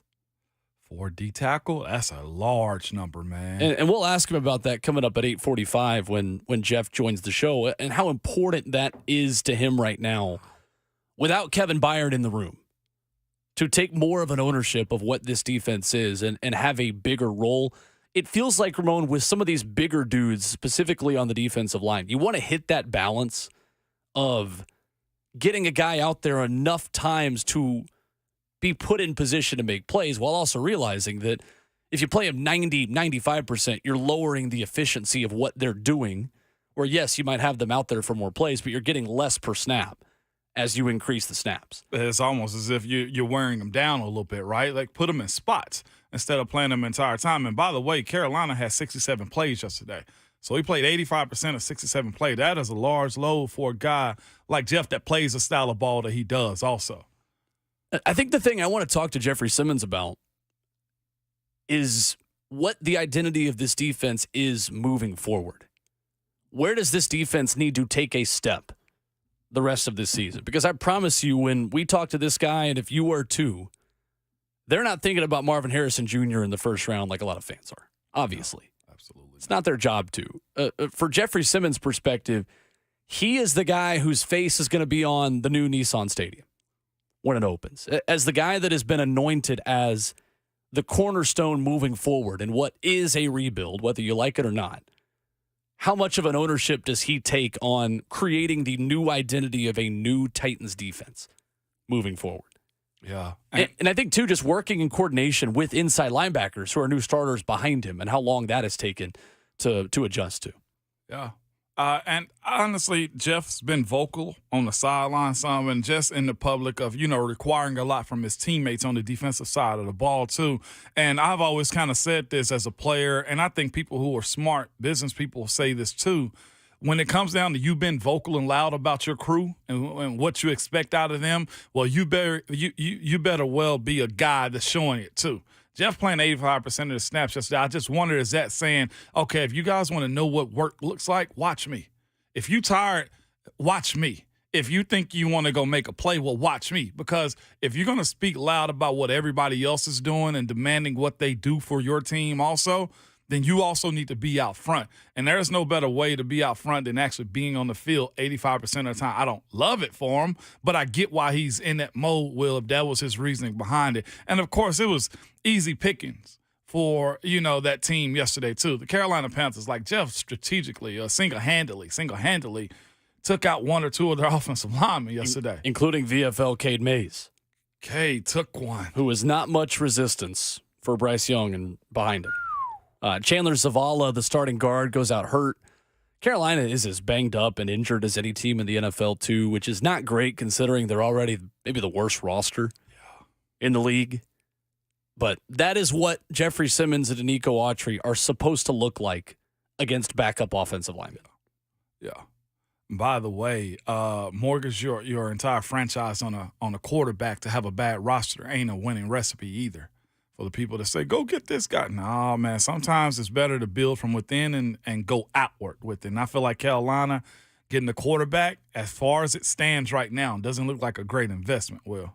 And I know we're about to get into Mike Vrabel, but I struggle to know where David Tepper stands inside this Carolina Panthers pyramid of leadership, because him hollering these expletives after losing this game, like, you didn't play, dude. You're in here hollering around guys who just got their ass kicked. Right. Like, it can't play well. I don't know how this is going to get alleviated, because he's not a general manager. He's not a head coach. He's an owner.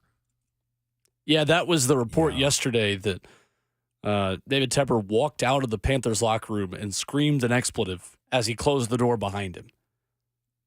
How common is that for owners to stop in on an away game? Not common at all. I feel like that's one thing for a home game. You're already there. You're in your box. You're at home. But going into the locker room after a road loss, to me, is not normal. Correct me if I'm wrong. That's not normal. It ain't. Like, you see him after. You barely see him. You may see him on the plane, Will. Like, it's almost like Tepper, and I've met him and ran into him because he was minority owner in Pittsburgh. It's almost like he doesn't know how ground beef is made. or like how the sausage is actually put together. You know what I'm saying? Like, oh, man, we just so happen to have chicken tenders today. Like, do you know how that was made? So griping over losing when you actually could help buy the groceries because you are an aggressive owner, like, you do know your method in which you got your franchise quarterback and sent a really good wide receiver to Chicago doesn't help you win, sir. It doesn't. 615-737-1045, our number. Coming up, there are a lot of reports over the weekend about Mike Vrabel's job status, including one last night. That's a bit hard to believe. Details on that coming up next.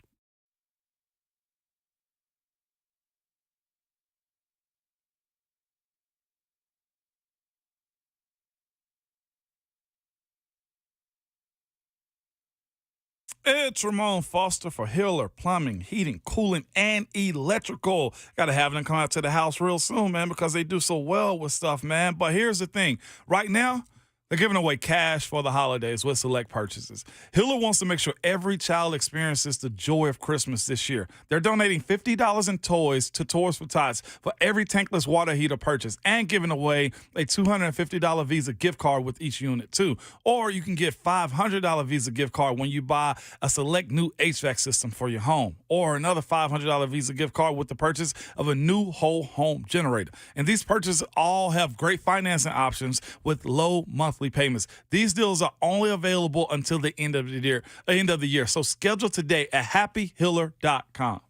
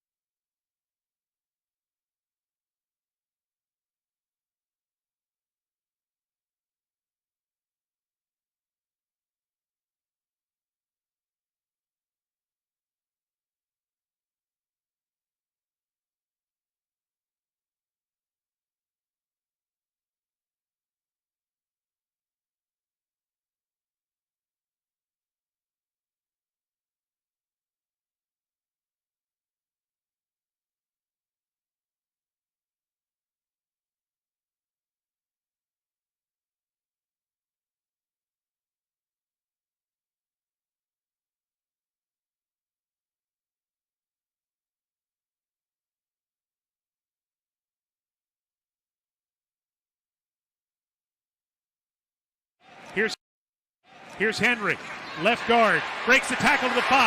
Henry to the end zone. Okay. Ladies and gentlemen, that is the King! Touchdown! Titan! Takeaway! Touchdown! That's complimentary football. RKW is brewed by 8th and Roast right here on 104.5 The Zone. 615-737-1045 is our number. And guys, it's a big day. It's a really big day. Talk to me. I feel like you got something over there, Will. What you do? This what is you a talking first about? for me.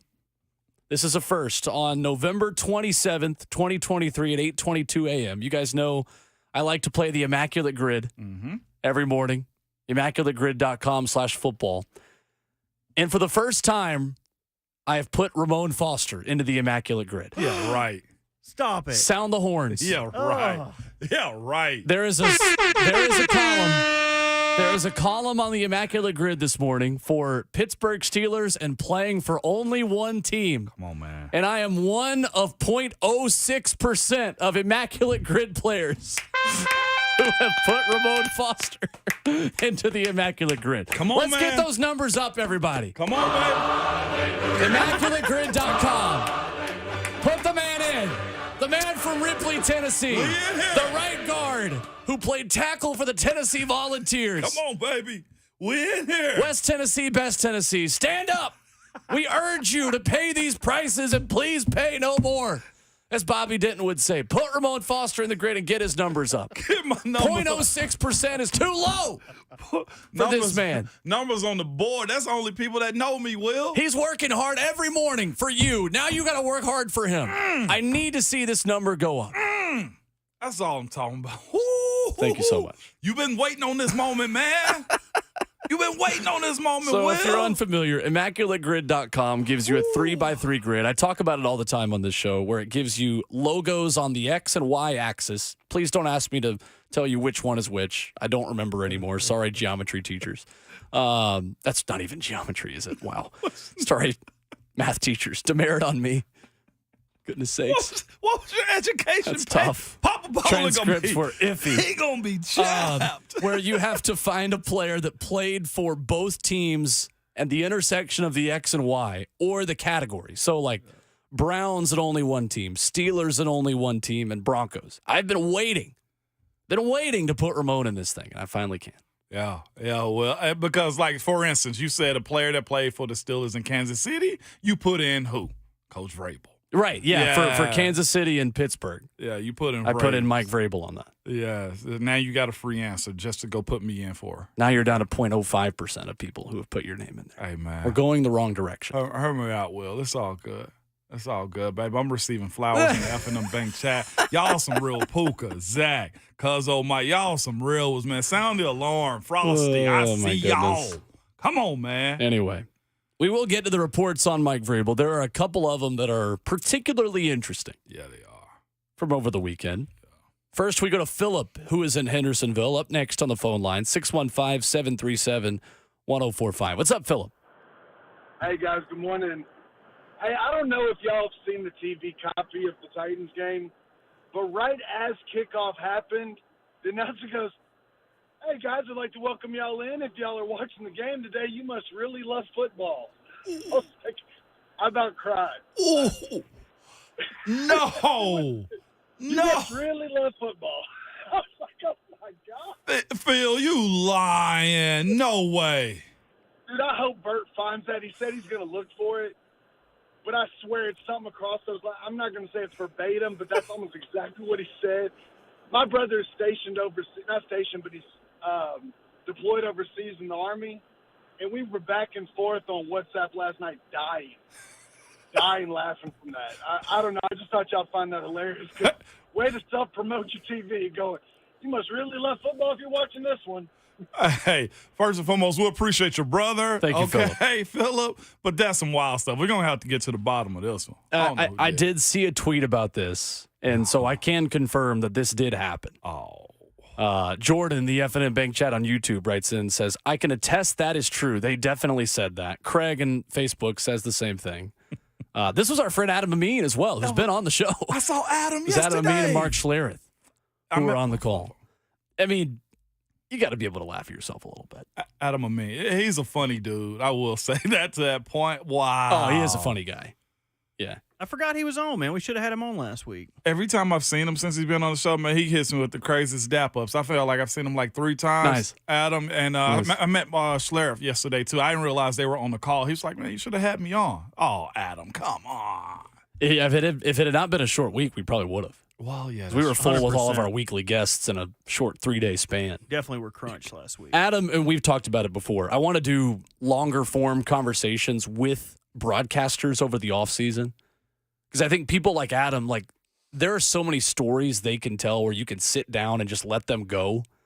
I think he's number one on our list. Him and I and Eagle both, just nicest dudes in the business. We're getting off track, but still, I think it is funny they did that. Yeah. But two, I mean, it's still weird to me to watch a Titans home game on Fox. I will never get used to that. Fox broadcast. Yeah, no, Adam, by the way, I see a lot of people giving Adam and me some hate, and probably rightfully so with that comment. He's a super savvy dude, though. You got to give it to him. Oh, yeah. By the way, for sure. After the game, the network TV guys, they don't hang around for nothing. No. They are out Oh, yeah. immediately after the game. Yeah, definitely. I'm like, where are y'all going so fast? Funny thing is, too, I had a buddy, Broadway. I had a buddy who texted me from Knoxville. They weren't even showing Titans Panthers in Knoxville. You can't see it in Knoxville? They were getting Falcons and Saints. What? Yeah. In Tennessee? Yeah. Oh, we got to figure that market I had a out. buddy looking for streams. And granted, I need to follow up with him. I know he was in East Tennessee. His family's in Chattanooga, so I may be wrong in that in saying that he was in Chattanooga, which is closer to Atlanta, obviously, than Knoxville, and he was getting it. Either way, I don't even think that is enough reason. Like, that surprises me a little bit. Last year for fall break, it was the same thing for us. We were in Knoxville. Yeah. And I was looking for the game on Sunday. It was nowhere to be found. Yes, you're 100% correct. Well, I guess it's the same time around fall Interesting. break. Yeah, very much interesting. So what's also interesting were the reports over the weekend about Mike Vrabel. Diana Rossini of The Athletic had a couple of different contexts with which she posted a story about Mike Vrabel not being close to a hot seat. And she started her piece in The Athletic over the weekend saying, frustrated Patriots fans can stop hoping owner Robert Kraft will trade with Tennessee and replace Bill Belichick with his former player Mike Vrabel. It's not happening. She goes on to write, angry Tennessee Titans fans can stop hoping owner Amy Adams Strunk fires Vrabel. It's not happening. Based on multiple conversations with high-ranking Titans officials, the franchise strongly and collectively believes it has the right coach for long-term success. Ramon, as far as the timing of this coming out and the information we are given, what jumps out to you first about what Diana has to say just off the top through what we've read so far? Talking to high-ranking Titans officials. That's the only thing I care about in what she said. It's not happening. She addressed both fan bases about all things surrounding Vrabel, but those two things to me signify that she's actually talked to the people in power, whether it be Vrabel, Rand, Burke Nihel, whoever the case may be. And I think everybody know, too, she's been in touch with everything about this franchise for a little while in itself. I would trust her words more than others. I don't think this is a college football situation right here. So she goes on to write, recently the 2021 AP Coach of the Year answered questions about his job status from local reporters, was adamant that he's more concerned with getting his team to play better. We've spoken about that. And then adds, while the Titans are still trying to figure out if rookie quarterback Will Levis is their quarterback of the future, the clearest vision this team has is who will be their leader for years to come. Ready, steady, Vrabel. I do think it was interesting that then after Ohio State lost to Michigan, she posted a different tweet. She posted the same story, but a different context of the tweet. And the tweet read, sorry, Buckeyes, you can cross Mike Vrabel off your list of coach candidates for Ohio State. Not only is he staying in the NFL, the Titans want him to be their head coach for years to come. I'm not in the business of revealing anyone's sources. I have no knowledge that Mike Vrabel is Diana Rossini's source, but the timing of that one suggests that that's Mike Vrabel clearly telling a reporter, Hey, by the way, tell them I'm not leaving too. Tell my former alumni group. Tell Ohio State fans that I'm good as well. Yeah. The timing of that screams that Mike Vrabel wants it out there, that he's not interested in that. It makes sense. It does. And I don't think that's unethical by us in revealing anybody's source. Again, I have no knowledge privately that Mike Vrabel is texting Diana Rossini these things. But it does make sense considering the timing of that. That's a different report. It is. Than what Diana said initially. That's adding new information to something that was already put out there. So you got to put two and two together and understand, why is this being put out there? And at this point, Ramon, there's not much incentive for teams in the middle of a season to give a vote of confidence on a coach when you don't have to yet. No. To me, this is Mike Vrabel's camp and Mike Vrabel's side of things clearly putting out there into the universe, I'm good where I am. Yes, 100%. And on top of that, too, Will, no NFL coaches, it ain't many, not many at all, that absolutely want to leave the NFL for college. Saban, unless you failed terribly. Matt Rule failed miserably. Did he not? Nick Saban, say what you want to, failed miserably. Petrino failed horribly, okay? Think about the coaches we're saying here. When you look at Vrabel going to the college ranks, like, I'm sorry, there's no downtime whatsoever for college coaches. Any coach will tell you have to be built for that. And just because a player or a coach is attached to their school, they graduated from, their alumni, and they're involved with it, doesn't mean that that's right for them to want to go back. It's been numerous coaches or coaches that have gone back to their schools and failed. Think about it. It's been numerous coaches that have played that role right there and have failed. And for that, I can't – nobody wants to go do that. The recruiting? No. Send me to the combine, one place where I can watch everybody. I'll even go to the East-West game. I'll even go to the Senior Bowl and even to select college workouts. But I'm not going into your house begging you to come to my school. So then there's Greg Bedard of the Boston Sports Journal, who has covered the Patriots since Mike Vrabel was a player for New England, writing in the Boston Sports Journal over the weekend. A different story, where he says many believe Mike Vrabel was put in the position of being a strong head coach and wanted the hiring of Ran Carthon as GM. Greg Bedard writes, that is incorrect. That was a shotgun marriage by ownership.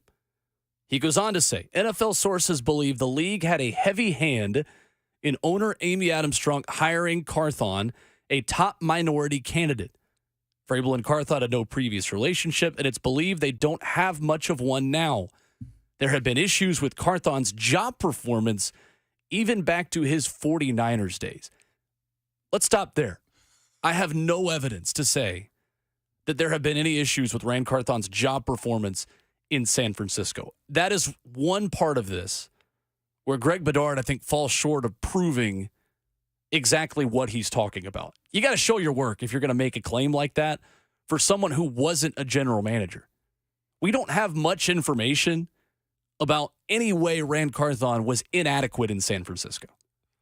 That is I'm talking about a foul sentence to put up, Will. Like that right there, I feel like takes journalism out of it. The rest of the context of this story and the other paragraph that was interesting, and credit to @FWordsPod and those guys for putting this out on Twitter last night. This one behind a paywall in the Boston Sports Journal says league sources believe that Vrabel could be looking for a way to force his way out of Tennessee after this season, and the Patriots would be an obvious landing spot, if not the front runner. Could the Crafts trade Belichick to the Commanders, Chargers, or Panthers, and then secure Vrabel? It's not out of the realm of possibility. To me, Ramon, as long as these stories are only coming out of Boston, I have no reason to give it any kind of substance. I have no reason to spend more than a couple minutes on this, as long as it is only Greg Bedard and Ben Volen of the Boston media. And until someone like Diana Rossini, Ian Rappaport, Adam Schefter puts this out from their perspective, To me, this is just noise coming out of a place that is looking for a story to tell for a New England team that is not used to having this amount of negativity and this amount of failure surrounding them. This story benefits one city, one group, one fan base, and that's New England's. They've hit a standard of winning as of late in these 2000s and 2010s that they expect to be the same for years to come because they have the guy, and they don't think it's any guy anymore. Here's a quick pro tip to the people out of Boston. Your reign was because of two people, Tom Brady and Bill Belichick. It was that simple. And they've brought back all Matt Patricia. They've brought back Josh McDaniels. They've brought back everybody to see if they can get that whole mojo thing going again. And they're trying to figure out, how can't Belichick do this? Let's go find another guy. They want Belichick gone. But here's the thing. You also have to have the quarterback behind you to do this type of stuff. Maybe New England, the pendulum has swung in the other direction. Maybe, hey, it's time for you to go through some hard time. Maybe it's not lining up. This story benefits one body of people, and that's Boston. This is going to get all the clicks that, what is this, Connor Bedard? No, that's the hockey. That's the hockey player. That's the hockey player. This is Greg Bedard of the Boston Sports Journal. Bedard. Greg, you're going to get all the clicks you want to. This really only satisfies one group, the group of people that want Bill Belichick gone out of Boston. To me, there are two elements of this and four specific words that tell you all you need to know about this story: NFL sources and league sources. None of this appears to be coming from inside the Titans building. And I think if there was a rift of any kind, the only way to substantiate that kind of claim is get somebody within the building to say it. And until then, I'm skeptical that this has much substance to it. League sources believe Vrabel could be looking for a way out. That sentence alone, league sources believe that a lot of people could be doing things around the NFL. I don't think this is coming from inside the Titans building. I think this is coming from people saying, well, it would make sense from the Kraft's perspective. Yeah, it would make sense from the Kraft's perspective. It would make sense for me to want an Italian sports car worth $2.3 million like we talked about earlier. Think about the situation that they got to be in. Yeah. You're going to give up draft picks when you need draft picks and players in New England. You're going to give it up for a coach to get rid of an already Hall of Fame coach just because you're tired of him right now? Like, God, it made my voice get high and squeaky right there, Will. Like, that's how frustrating that is. Like, I went high and squeaky on the voice, man. That's crazy. I understand the conversation about Mike Vrabel's job status. I get having the discussion. But at this point, Mike Vrabel is completely safe. And you talk to guys in this locker room like we're going to in a couple minutes when Jeffery Simmons joins us. I don't think anyone in that building is trying to push Mike Vrabel out the door. And I certainly don't think Rand Carthon is one of them. Coming up next, Jeffery Simmons joins the program. We'll talk to him about yesterday's win, his voice in the locker room now, and a defense that doesn't have Kevin Byard, and his role on offense, which has been pretty fun to watch over the past few weeks. Jeffery Simmons joins us coming up next.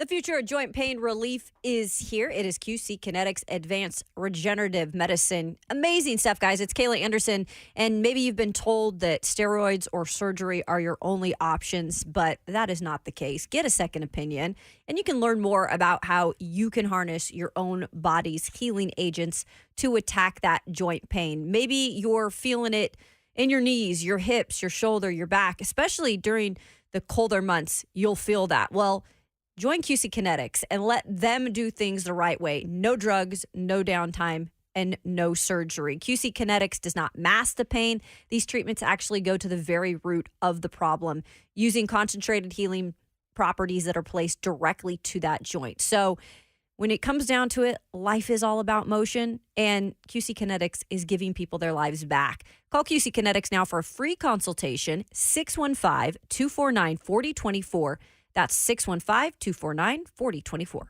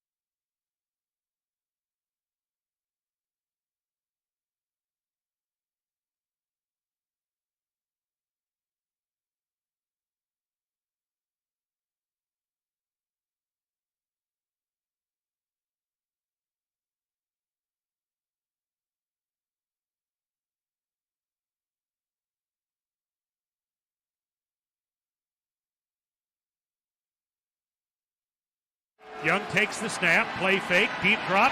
He's in trouble. He doesn't know it. He's hit. He loses the ball. It's been picked up by Simmons. He's tackled at the 14. Key had the hit and the sack. Simmons with the takeaway, and the Titans are in the Pinnacle red zone. RKW is brewed by 8th and Roast right here on 104.5 The Zone with Ramon Foster. I'm Will Bowling, and that is how it sounded yesterday on Titans Radio. Arden Key with the hit. Jeffery Simmons picking up the fumble, leads to a Titans touchdown just a couple of plays later. And joining us this morning on the phone lines, he is Titans defensive end and tight end, Jeffery Simmons. Jeff, which one do you prefer us to introduce you as, tight end or defensive end this morning? We're just gonna call it like the Atlanta guys. They got him as listed as Joker. Joker. I gotta come up with a different name. You can play me anywhere on the field. Perfect. Fullback, tight end, defensive line. So got to come up with a different name than Joker. Renaissance man, Joker, football guy, Jeffery Simmons with us this morning here on RKW. Jeff, man, how big of a relief is it with the few weeks you guys have had, just the ability to celebrate a win in that locker room yesterday? Man, it's felt amazing. They needed to actually get back on the winning side of it. We've been talking for so long, just trying to eliminate bad football. And literally just stop beating ourselves, because a lot of stuff, if it's not communicating, guys, especially on the defensive side, not on the same page, the front not on the same page at the back end, or the back end not on the same page at the front end. It's great just to get back on the same page and kind of just get that, I wouldn't even say get the swagger back, because the swagger been there. I think we just finally kind of released it. Like I said, it felt so good to get that win yesterday. And like I said, all three phases. We got a lot of stuff to clean up, but man, it was amazing just to get a win. And no better way to do it at home. Man, Big Jeff, yesterday, man, I know you had a big day yesterday, man. 5 tackles, a sack, 3 TFLs. But I know in the spirit of competition, man, Danico kind of let you have it because he had 2 sacks on the day. Did you hear from him much at all yesterday on the day he had? Yeah, man, as I told you guys, I think I told you guys like a while back, maybe 2 years ago, that me and Danico started all that bet. Like I said, just close them out of every game we have. It's no matter win or loss. We compete with each other, and whoever had the best stats. And of course, we weren't even talking about the 2 sacks he got or the 1 I got. We was talking about the one that we missed.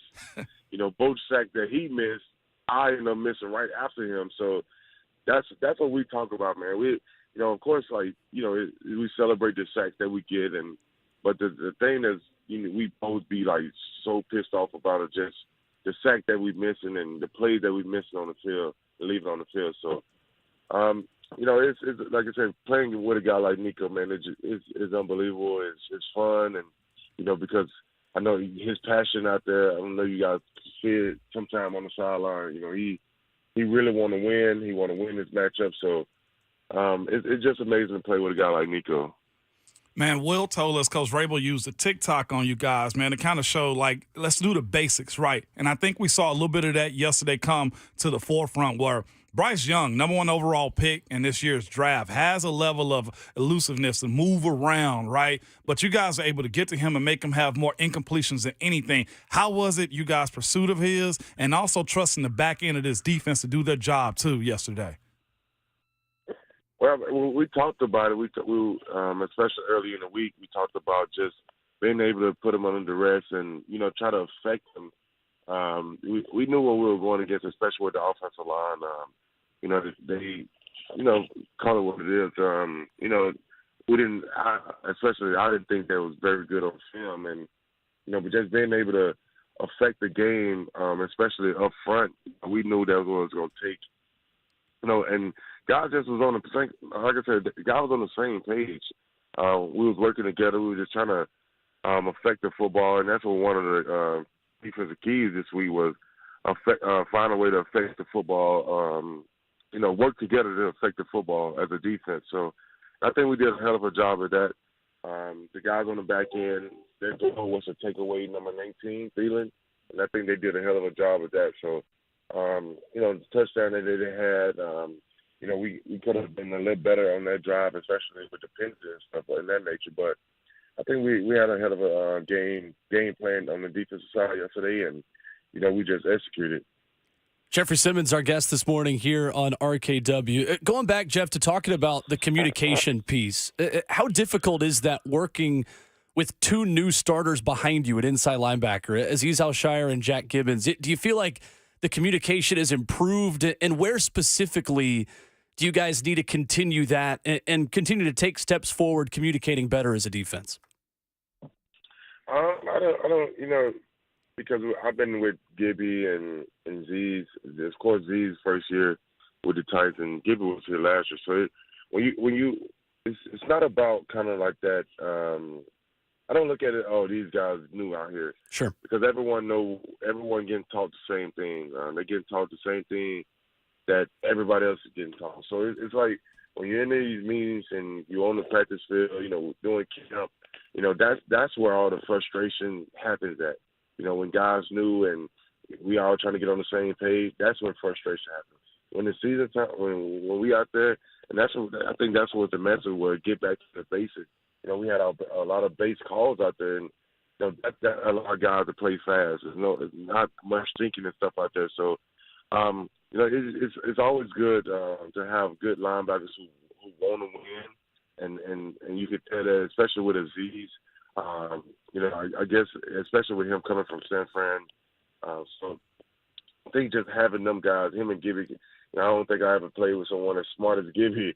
He's a very smart linebacker, and you can tell that, even the coaches depend on him when the smartness needed to come out of Gibby, it comes out. So, like I said, it's the communication.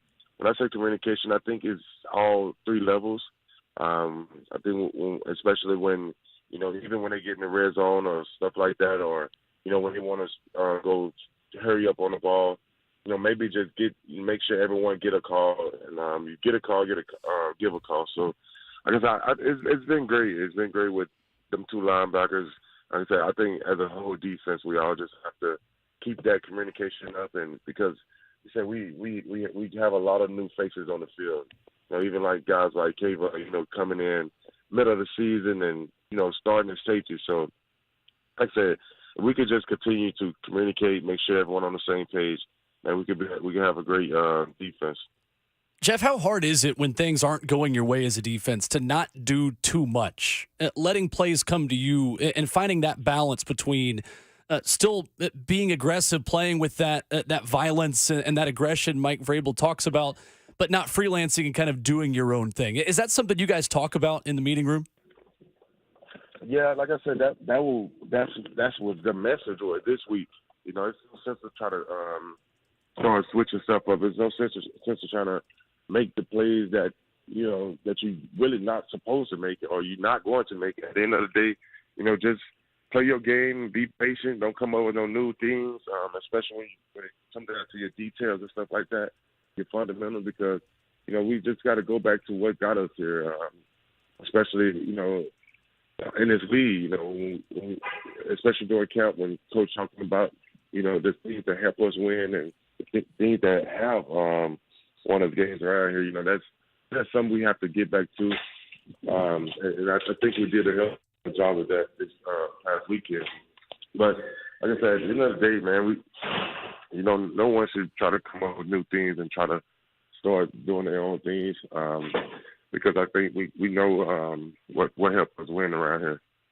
Jeff, I saw you forklift a 300-pound guard yesterday and move him and go make a TFL also, man. I just got to ask you, because I ain't played on the NFL level, but I saw you do that. How did it actually feel to know that you moved a 300-pounder like that?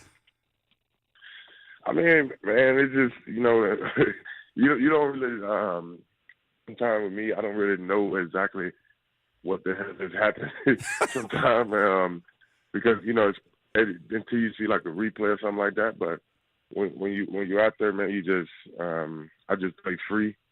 I don't, whoever crosses me, man, like I said, when I'm out there and you try to block me one-on-one, I just feel like, that's bad luck and bad shape on the other team. So each time I step out there, I know I'm getting that one-on-one, especially on that play you talking about, man. I was like, yep, I got to win this one. You don't get that many opportunities like that, especially with the one-on-one. So, like I said, it felt great, man, just to be able to, especially when I see the replay on the screen and, I'll be like, yep, I'm strong. So, man, like I said, it's different like I said, sometimes you just don't know exactly what just happened, especially because you've been in the moment and playing, trying to just make a play, but then you see the replay, you're like, damn, you know what I'm saying? So, but it's just a good feeling, though, man, because especially when your family, after the game, like, man, why you do that, man, like that? See, and that's where I came from, Jeff, as an offensive lineman. There was some hurt in your voice there, wasn't there? There was a little bit of hurt in my voice seeing Yeah. you do that, Jeff, but I get it, man. I'm with you on that one. Oh, definitely, man. Love it. Jeffery Simmons, Titans Joker, we'll call him. Our guest this morning on Ramon Kayla Will. Jeff, best of luck the rest of the way this season, man. Thanks so much for the time. Most definitely. Appreciate you guys for having me. Absolutely. There he is. Jeffery Simmons, the Joker. The Joker. That one's going to have to stick. I like it. I mean, yeah, you might as well put it out there for the world to see now, right? Offensive weapon, defensive weapon. We'll react to some of that coming up in hour 4. We'll look at the college football headlines, and a coach has just been fired in the NFL. A familiar face to Titans fans coming up next.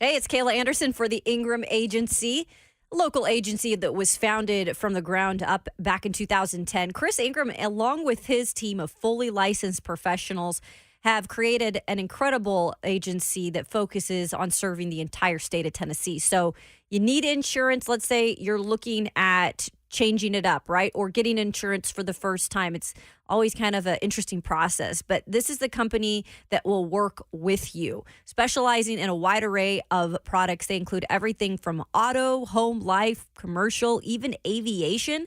And it's not your average insurance company. Like I had mentioned, the Ingram Agency, founded on passion for education and support of their clients, and their goal has always been to guide and protect those clients comprehensively. So if you want a family-owned insurance company who cares about you, the customer, call the Ingram Agency, 615-206-8276. You can log online at theingramagency.com to find out more. Rest easy with the Ingram Agency.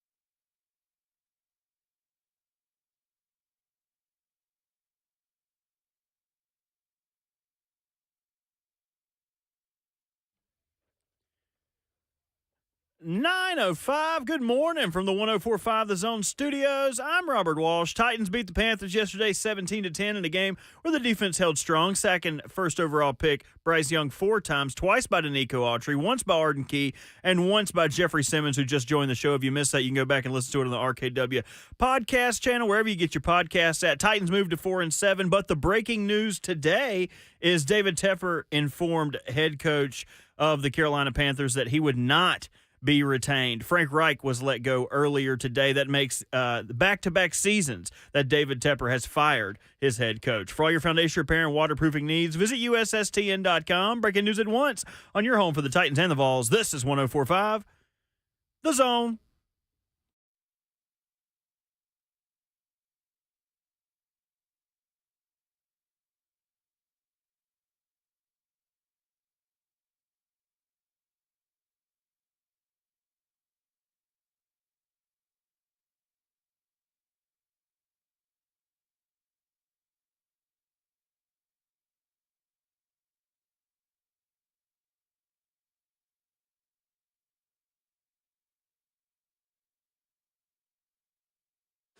$60 minutes left on your Reaction Monday, your Victory Monday edition of RKW. We are brewed by 8th and Roast, and we are caffeinated and opinionated for one more hour starting off your new week. 615-737-1045 is the number as the Titans get the job done against Carolina, and in the process, end the Frank Reich era after 305 days in Carolina.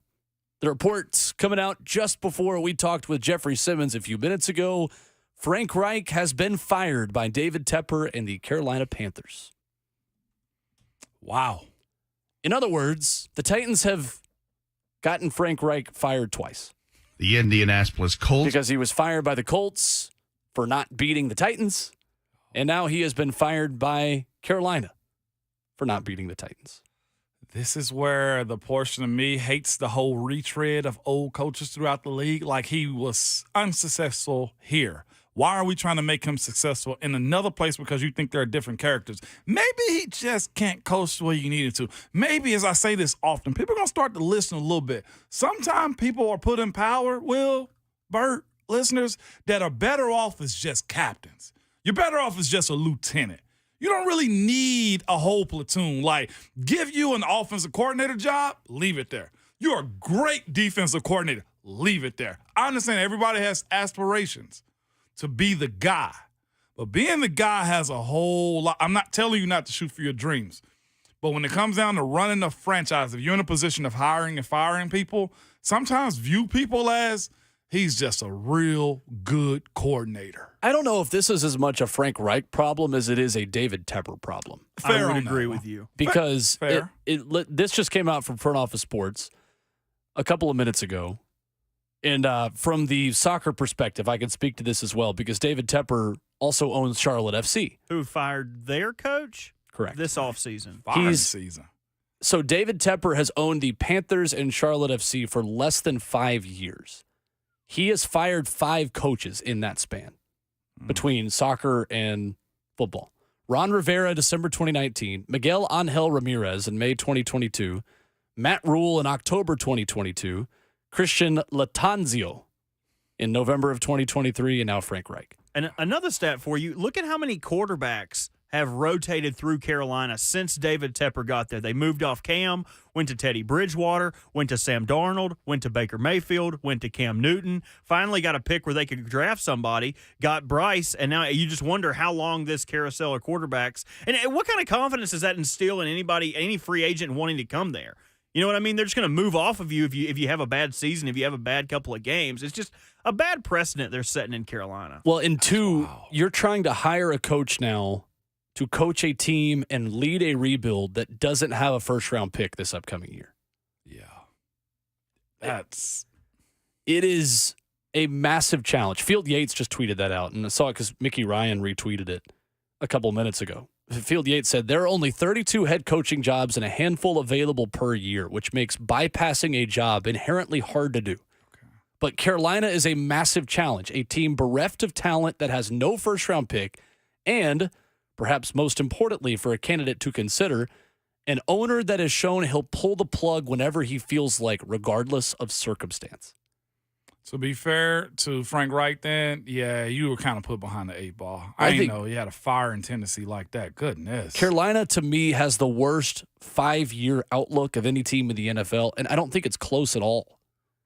I really don't. No. And then look at their cornerstone players who they haven't been able to stick by. They shipped DJ Moore off. They've been negligent to give Brian Burns the premier contract. Oof. And they've also been negligent to trade him to get assets. Last year, or maybe 2 years ago, the Rams offered a first and a second. That was a no.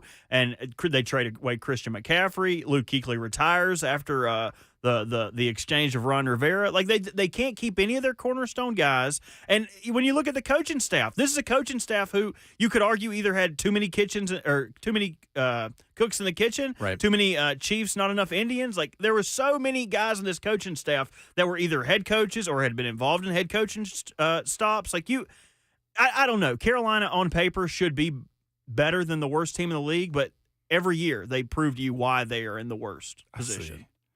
That's just bad business. And again, it put themselves behind the 8 ball to think they mortgage everything for the number 1 overall pick. It seems to me that Tepper's in a position where he's got a boatload of cash and has the ability to do what he wants to within reason. Like, to hire and fire and get rid of people, this is almost like playing football as checkers and not chess.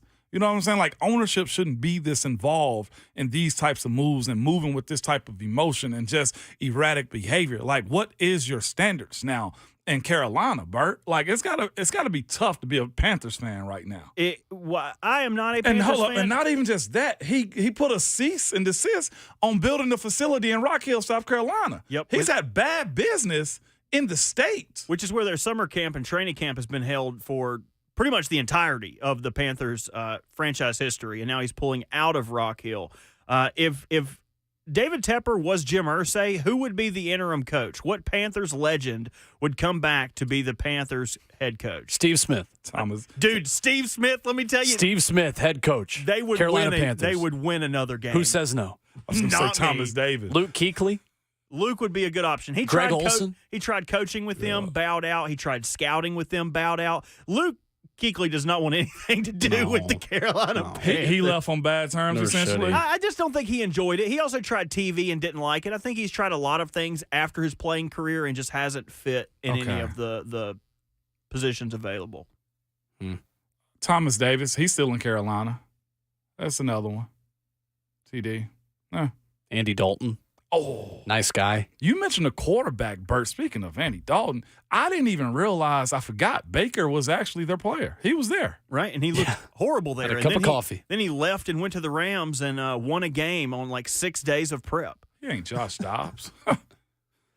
That's what we call daubing in the NFL. That's what Dom Capers is doing to his hair dye. If you look at his Dom Capers, who has been around since Nom. Dom Capers was minding his business this morning, sipping his coffee. That dye job grabbing looks the paper. rough, man. That dye job is rough. Crowbar to the kneecap. We'll see you, bud. Better than this, Bert. Coming up, not really. There has been a head coaching hire made in college football officially. As of a couple of minutes ago, one coach loses a job in the NFL, another one gains one in college.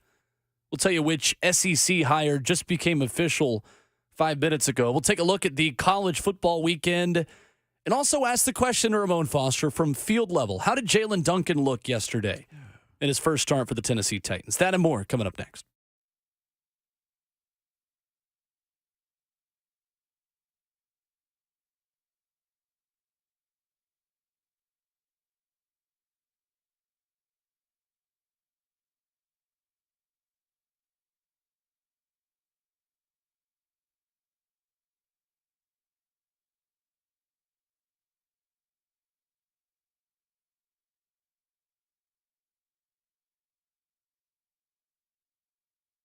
It's Ramon Foster for United Structural Systems. Y'all, when it comes to large home repairs, a lot of the time we homeowners pretend we don't see the warning signs.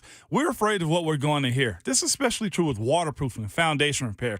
It could be something big that needs to be fixed right away, or maybe a small problem that'll become bigger later, or it might be nothing at all. Bottom line is we don't know, and we certainly don't want to be sold something we don't need. What we need is a peace of mind, and United Structural Systems is the company to give you that. They have over 25,100% satisfied residential customers, and here's how they've made that happen. When USS comes after your house, you're going to get a problem solver who provides a peace of mind to their customers. That's you, the homeowner. You're not going to get someone who is worried about meeting a sales quota or upselling the next big thing that their company is trying to sell you, okay? You're going to get someone there to educate you and help you understand what is happening with your home. At USS, their only measure of success is how satisfied the homeowner is and not a closing ratio. Homeowners trust USS, keeping homes in dry and stable for over 25 years. There's USS serving Middle Tennessee, Southern Kentucky, Western Kentucky, and Northern Alabama. You can reach them online at USSTN.com or call them 615-488-7855.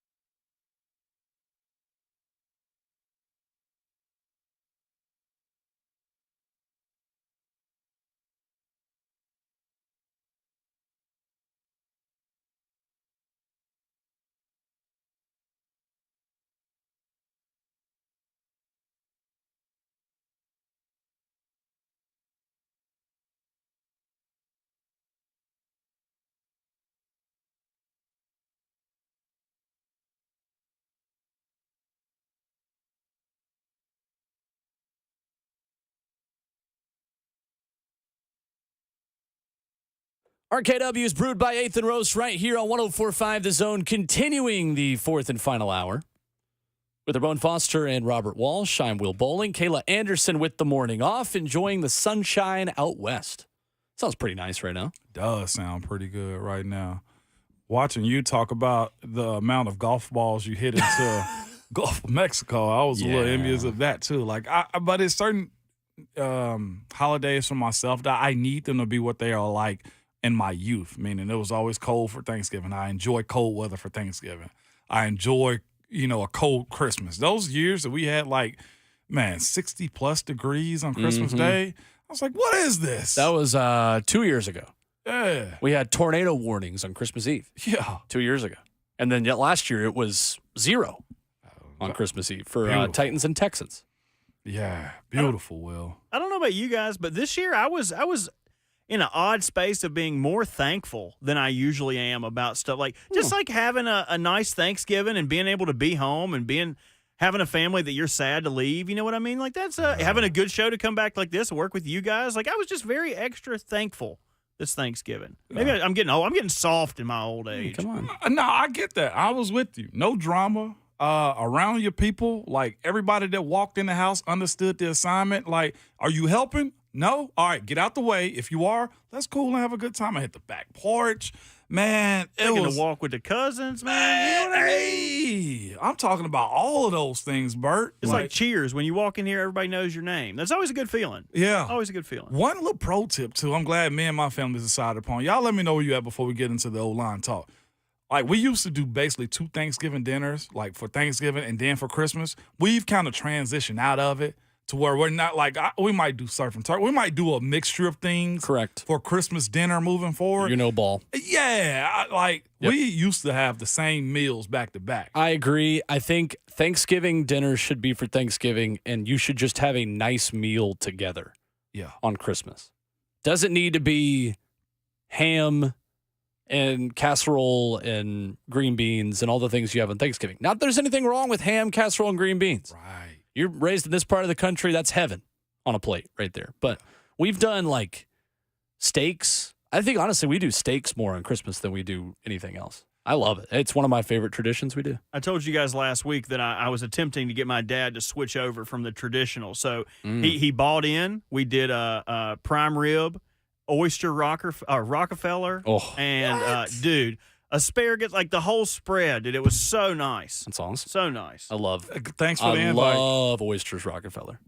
Had some roasted oysters. Did you? Over the weekend? That On was the just fire, mainly man, just eating Parmesan cheese. You cannot beat that. Yeah. Interesting on Twitter this morning, courtesy of Adam Schefter, now that Frank Reich is out in Carolina. If you missed that, a head coach now has been fired during his first season in 3 straight years in the NFL. Urban Meyer in 2021, calling him a coach is insulting to coaches everywhere. Nathaniel Hackett in Denver last year, and Frank Reich in Carolina. Hold up. We're not going to forget about Houston's, what was it, Cooley? David Culley. Culley. Him and Lovie Smith. Yep. I think these guys were fired in season. You're correct. You're correct, though, that they were fired after 1 year of tenure. Okay. Detail, Mom. Listen up, little small journalist. David Culley was fired January 13th of last year. Don't save that bird. I'm going to now. You can't tell me, hey, quit doing that. No, of course I'm going to do it. Not going to, so quit asking. Hey, shout out to Culley, man. Man got $17 million to walk away. Him and Coach O in the same conversation, man. All right, dealer's choice, Ramon. Do you want to talk about the Iron Bowl first or Jaylen Duncan? Truthfully, I want to talk about both. You pick. Well, I'm we're not going to do picking. both. Let's grade Jaylen Duncan first. Keep it with Titans. I told you. Before we get to the college football discussion. For Jaylen Duncan, to me, for a first start, I give B+, max A-. And I was just, it's the Carolina Panthers. He's supposed to play good. Yeah. Oh, my gosh. Let's not do that, okay? Let's look at the product of what it actually was. What I saw from Jaylen Duncan was this. I saw the talent. I saw the attributes that he was born with, long arms, tall kid, tall young man. Let me stop calling him kid. Tall young man, young pro, figuring it out. What I also saw was this. Coach O'Tellin has been doing a good job with developing. You saw him move like a guy that's been under the rigors of learning how to play each and every play. You saw him technically move inside on his zone play, step 1, 2, roll his hips, and displacing defensive tackles. His one play he had early in the game where pressure was on him, Brian Burns was off the ball quick. You can tell. And this is also one of those moments for Brian Burns where you said to yourself, I'm punching the biggest dude on the yard. That's what he did. He decided to run down Jaylen Duncan's chest, but he held his own. He gave up grudgingly. First play of the game for him, put his arms on him and absolutely locked out. I was glad to see him use strength. Like, I don't think we've seen the left tackle for the Tennessee Titans this year use raw strength. You see what I'm saying? Like, it's been, all right, let's ooze to a finish to stop some stuff. Like, I saw Jaylen Duncan string this week. And, yes, he got pushed back 1 or 2 times. He had a flagrant play on the Levis hit, right? Where he got beat around the edge a little bit. He was late, took a bad misstep, left foot went forward. You're going to lose 10 times out of 10 if that's the case right there. Shout out to Levis for having the arm to complete that play to Chig. But you watched him be a pro, Will. His base was good. His hands was good. I saw one time where his hands did get beat. That's what most veterans beat young players is. You think, oh, you got good feet? Well, watch me take away your hands.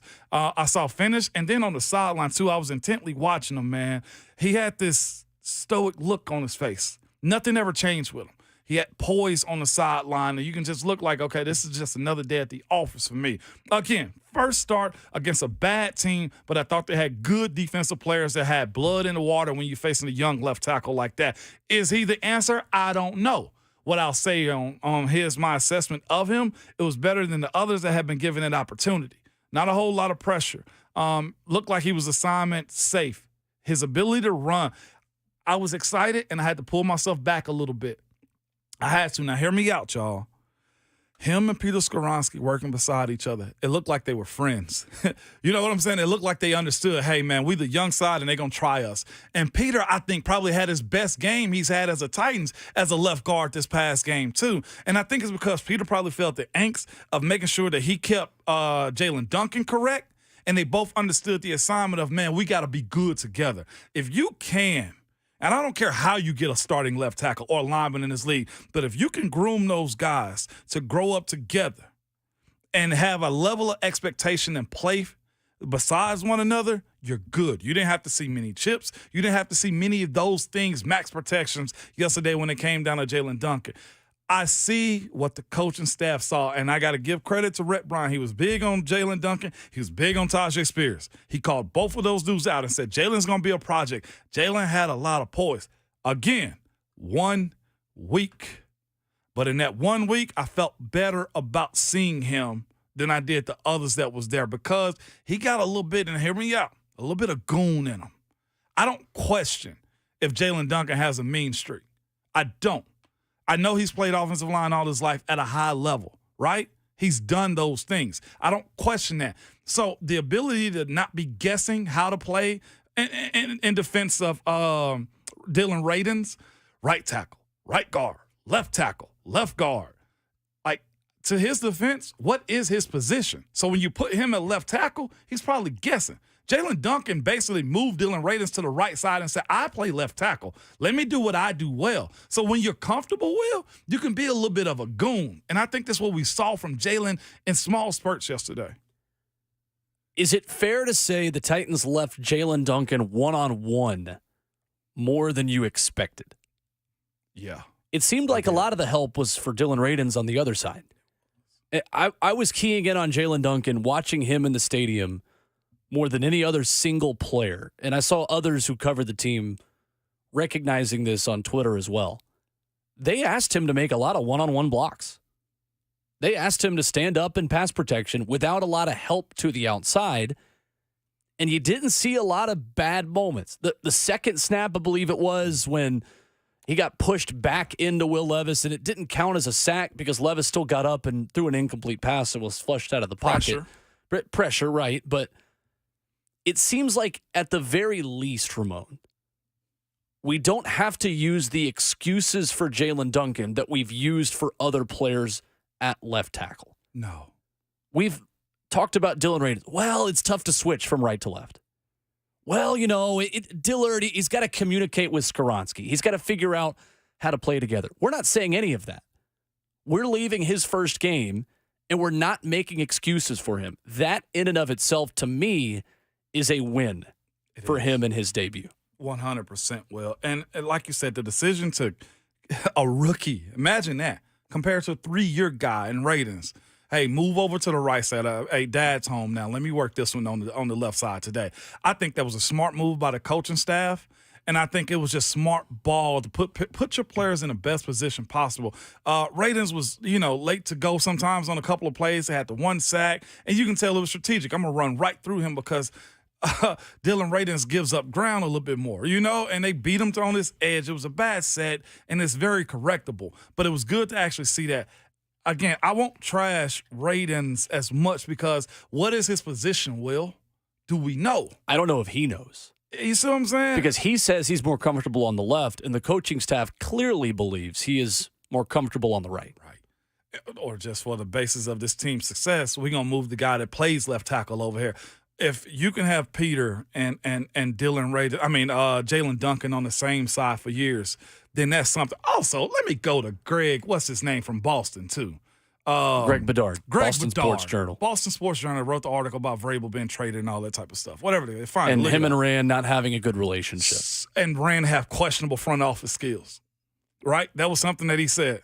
You got all of your rookies making plays. Yes, every single one of the rookies made plays. Even Colton Dowell on punt defense. Crucial play made yesterday. A wide open tackle in space. Yeah. All right, I'm just going to drop that and walk away. I agree. Okay. I do agree with that. And again, we mentioned it in the last hour. If you missed it, subscribe to the RKW podcast wherever you download podcasts. In hour 3, we have the discussion about all the reports about Mike Vrabel's future, including that one that was a bit odd from Greg Bedard of the Boston Sports Journal. But I think at this point, Ramon, what is Jaylen Duncan's ceiling? Because obviously you don't decide to start a left tackle who is a day 3 pick based on one game. He's going to have to do this for the rest of the year. Yeah. But let's say he puts together B+ for the rest of this year. When you build an offensive line, having a guy that is a day 3 pick earn a position that you would typically use a day 1 pick on is how you get a line like Philadelphia's. Jordan Mailata allows Philadelphia to spend more capital on other positions that are of more value to them and to draft Landon Dickerson, an interior lineman, in a spot where you would typically draft a left tackle. Jordan Mailata, the day 3 guy for Philly, who replaced Andre Dillard, I might add, gives Philadelphia that luxury. It would be a fantastic luxury for the Titans to have a homegrown left side of the offensive line based off of Skoronski and Duncan and be able to draft a premium at wide receiver, corner, or inside linebacker with their first pick in this upcoming draft. I don't know if that's practical to say that Jaylen Duncan can earn that with reps for the rest of this season, but I'm asking you, Ramon, for someone who's played a position a couple of slots down on the offensive line, what is his ceiling in your opinion? His ceiling, I'll say this. Let me just go to his floor. Okay. Because I don't know what his ceiling is going to be because he clearly has a whole lot of talent in him. And he's got it, to your point, and you're very adamant on that. And here's the thing, too. T and Berg and F&M Bank Chat, we've acknowledged this time and time again throughout the show on the win, on the way the Titans played, and the expectation of their level of play, too. Yes, we know Carolina's 31st in sacks. We understand that they're a 1-10 football team, but it also doesn't detract the fact that this guy played a good game yesterday against a very premier rusher. What did the Rams offer for Brian Burns? A 1 and a 2 a couple of years back? Yeah, Brian Burns is a good pass rusher. He's a good pass rusher. He's a great pass rusher. And he's a rookie that held his own. What it does, it raises the floor, Will, to the operation of this offense. Like you said, draft picks. If he can become a solid starter for this team at left tackle, then that's something you don't have to worry about. Also keeps money in your pocket when it comes down to the cap. Because, again, he is going to be paid if he continues on as a starting left tackle. But the floor and ceiling of how you operate in the cap, he doesn't get the first-round money that you'd owe a guy like Taylor Lewan just because he was a first-rounder.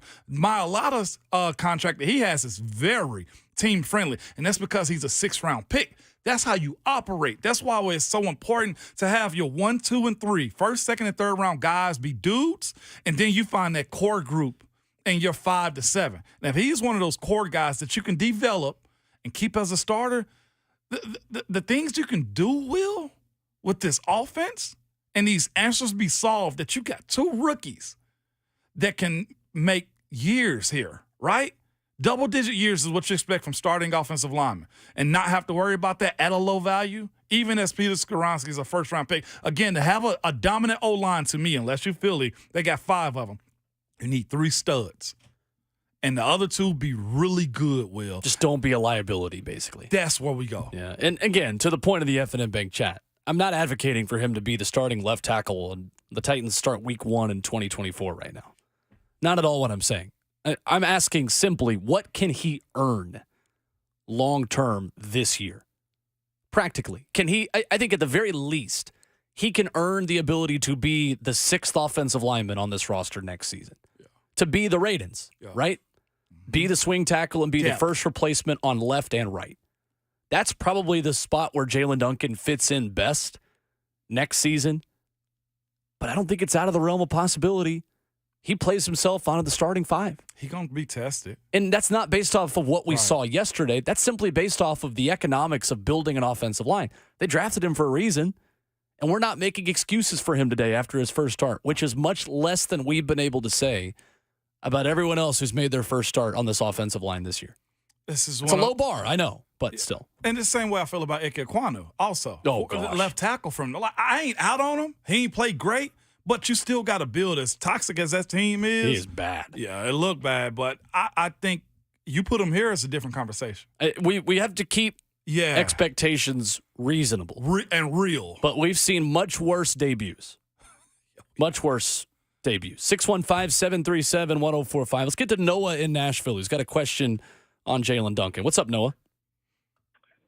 Yeah, man, I just got a question. Kind of changes the thing with the way Jaylen Duncan played this week. But why is it a thing to draft a guy like Skoronski so early, who's an all-conference left tackle, and have the season going the way it's going and not try to push him out there? I think it's easier to find interior guys than it is, outside offensive linemen. So why are we not putting him at his regular position and letting him play there? Thank you, Noah. I'm actually going to push back on that one. I think it's harder to find interior guys than it is left tackle. Left tackles, what are we talking about already? We know about 4 or 5 of them coming out, don't we? We do. We know their names already. We know their names already at left tackle. Joe Alt. It's harder to find the interior guy. And when you got a stud the way Peter Skoronski can be, he had his best game, I thought, yesterday, in my opinion. I don't know what PFF is going to say, but it's much harder to find an interior. And think about this. We saw Jeffery Simmons displace a 300-pounder yesterday on his way to the quarterback and got there also. The protection of the interior side of your offensive line is just as important. So when you get a guy that's somewhat of a tweener like Peter Skoronski, can he play left tackle? Probably. Is he a stronger and better left guard? Yeah. I understand the draft position that he was, but from day one, Vrabel, Coach Hotelling said he was what? He was a guard. He's also a veteran. Come on. The second he walked in the room. Sam Monson said it with us eloquently before the season from Pro Football Focus. That your goal when building an offensive line is to not have one guy who is a turnstile and ruins it for everyone else. And that's what the Titans did by drafting Peter Skoronski where they did. They drafted a guy who's about as surefire of a pick as you could possibly make at 11. And remember how bad a couple of their first-round picks were under John Robinson. You kind of can't afford to take a big risk on a tackle who may or may not be great when you know that you have a guy that's probably going to start for you for the next decade at left guard. This fan base has been screaming for just make the safe pick. Get me somebody in the first round who you know is going to hit. Okay, that's great. Then don't come back and say, well, but put him at left tackle. You can't have both. Pick one. 615-737-1045. We'll get to some college football headlines. Get to Cousin P first up on the phone lines when we come back as well here as we wrap up the show on RKW.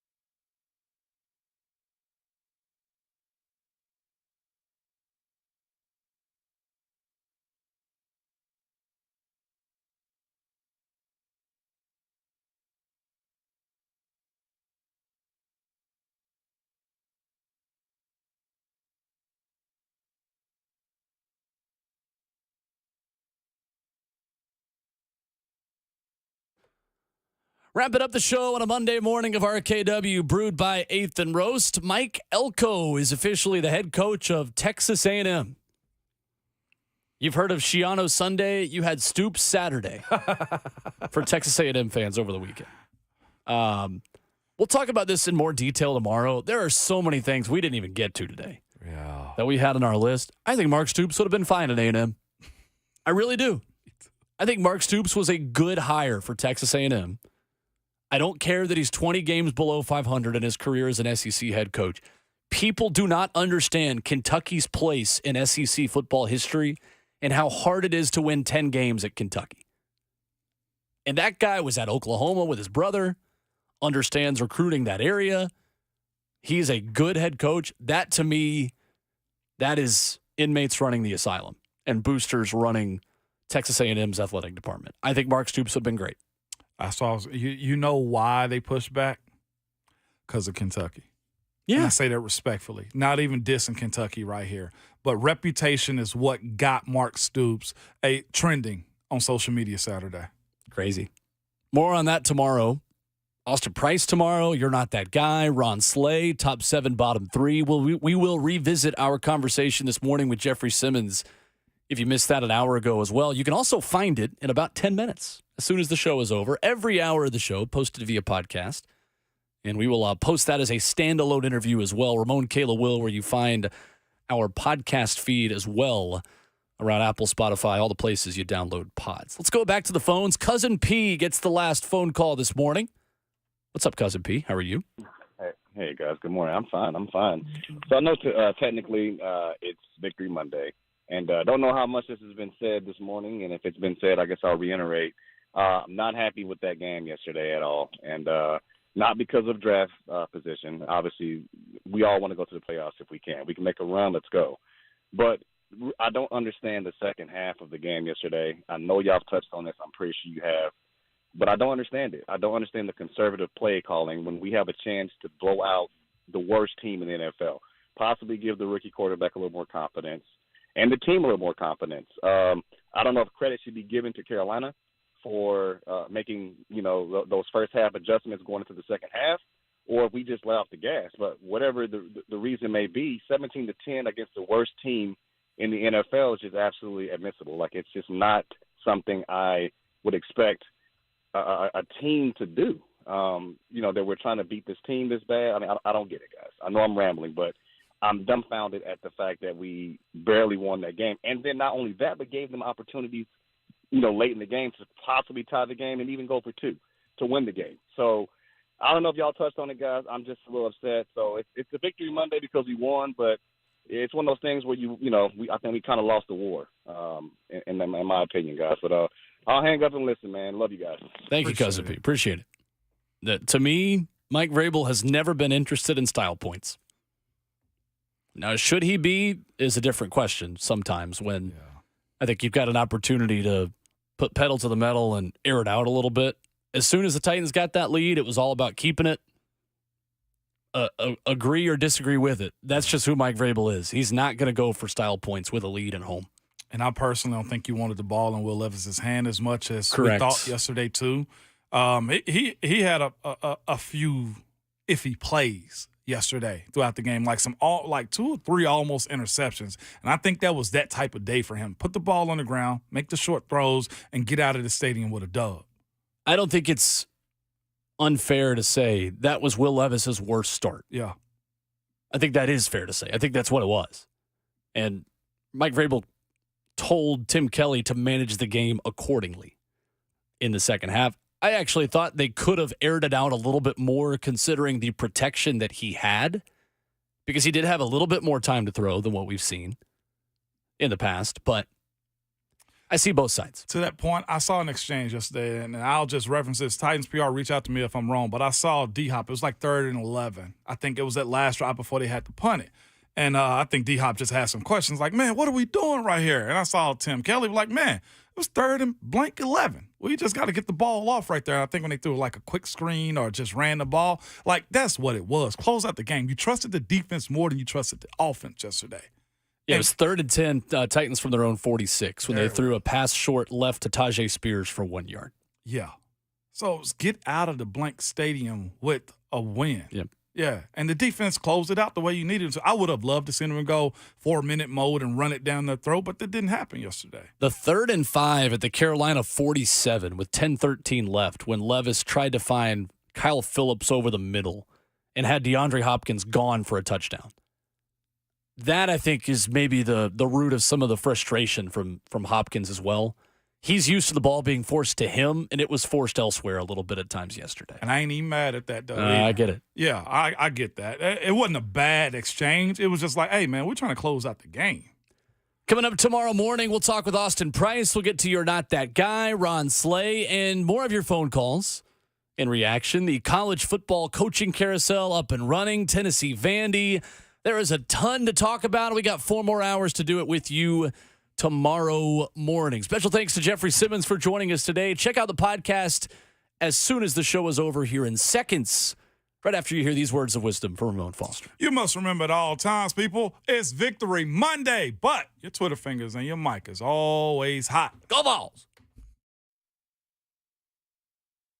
Life is busy. We could all use some extra time in our day, which is exactly why Two Rivers Ford offers mobile service. We'll bring the service to your driveway at no additional charge. Oil changes, brakes, batteries, the certified technicians at Two Rivers will perform basic maintenance on your vehicle wherever you are, so you'll have more time for moments like this.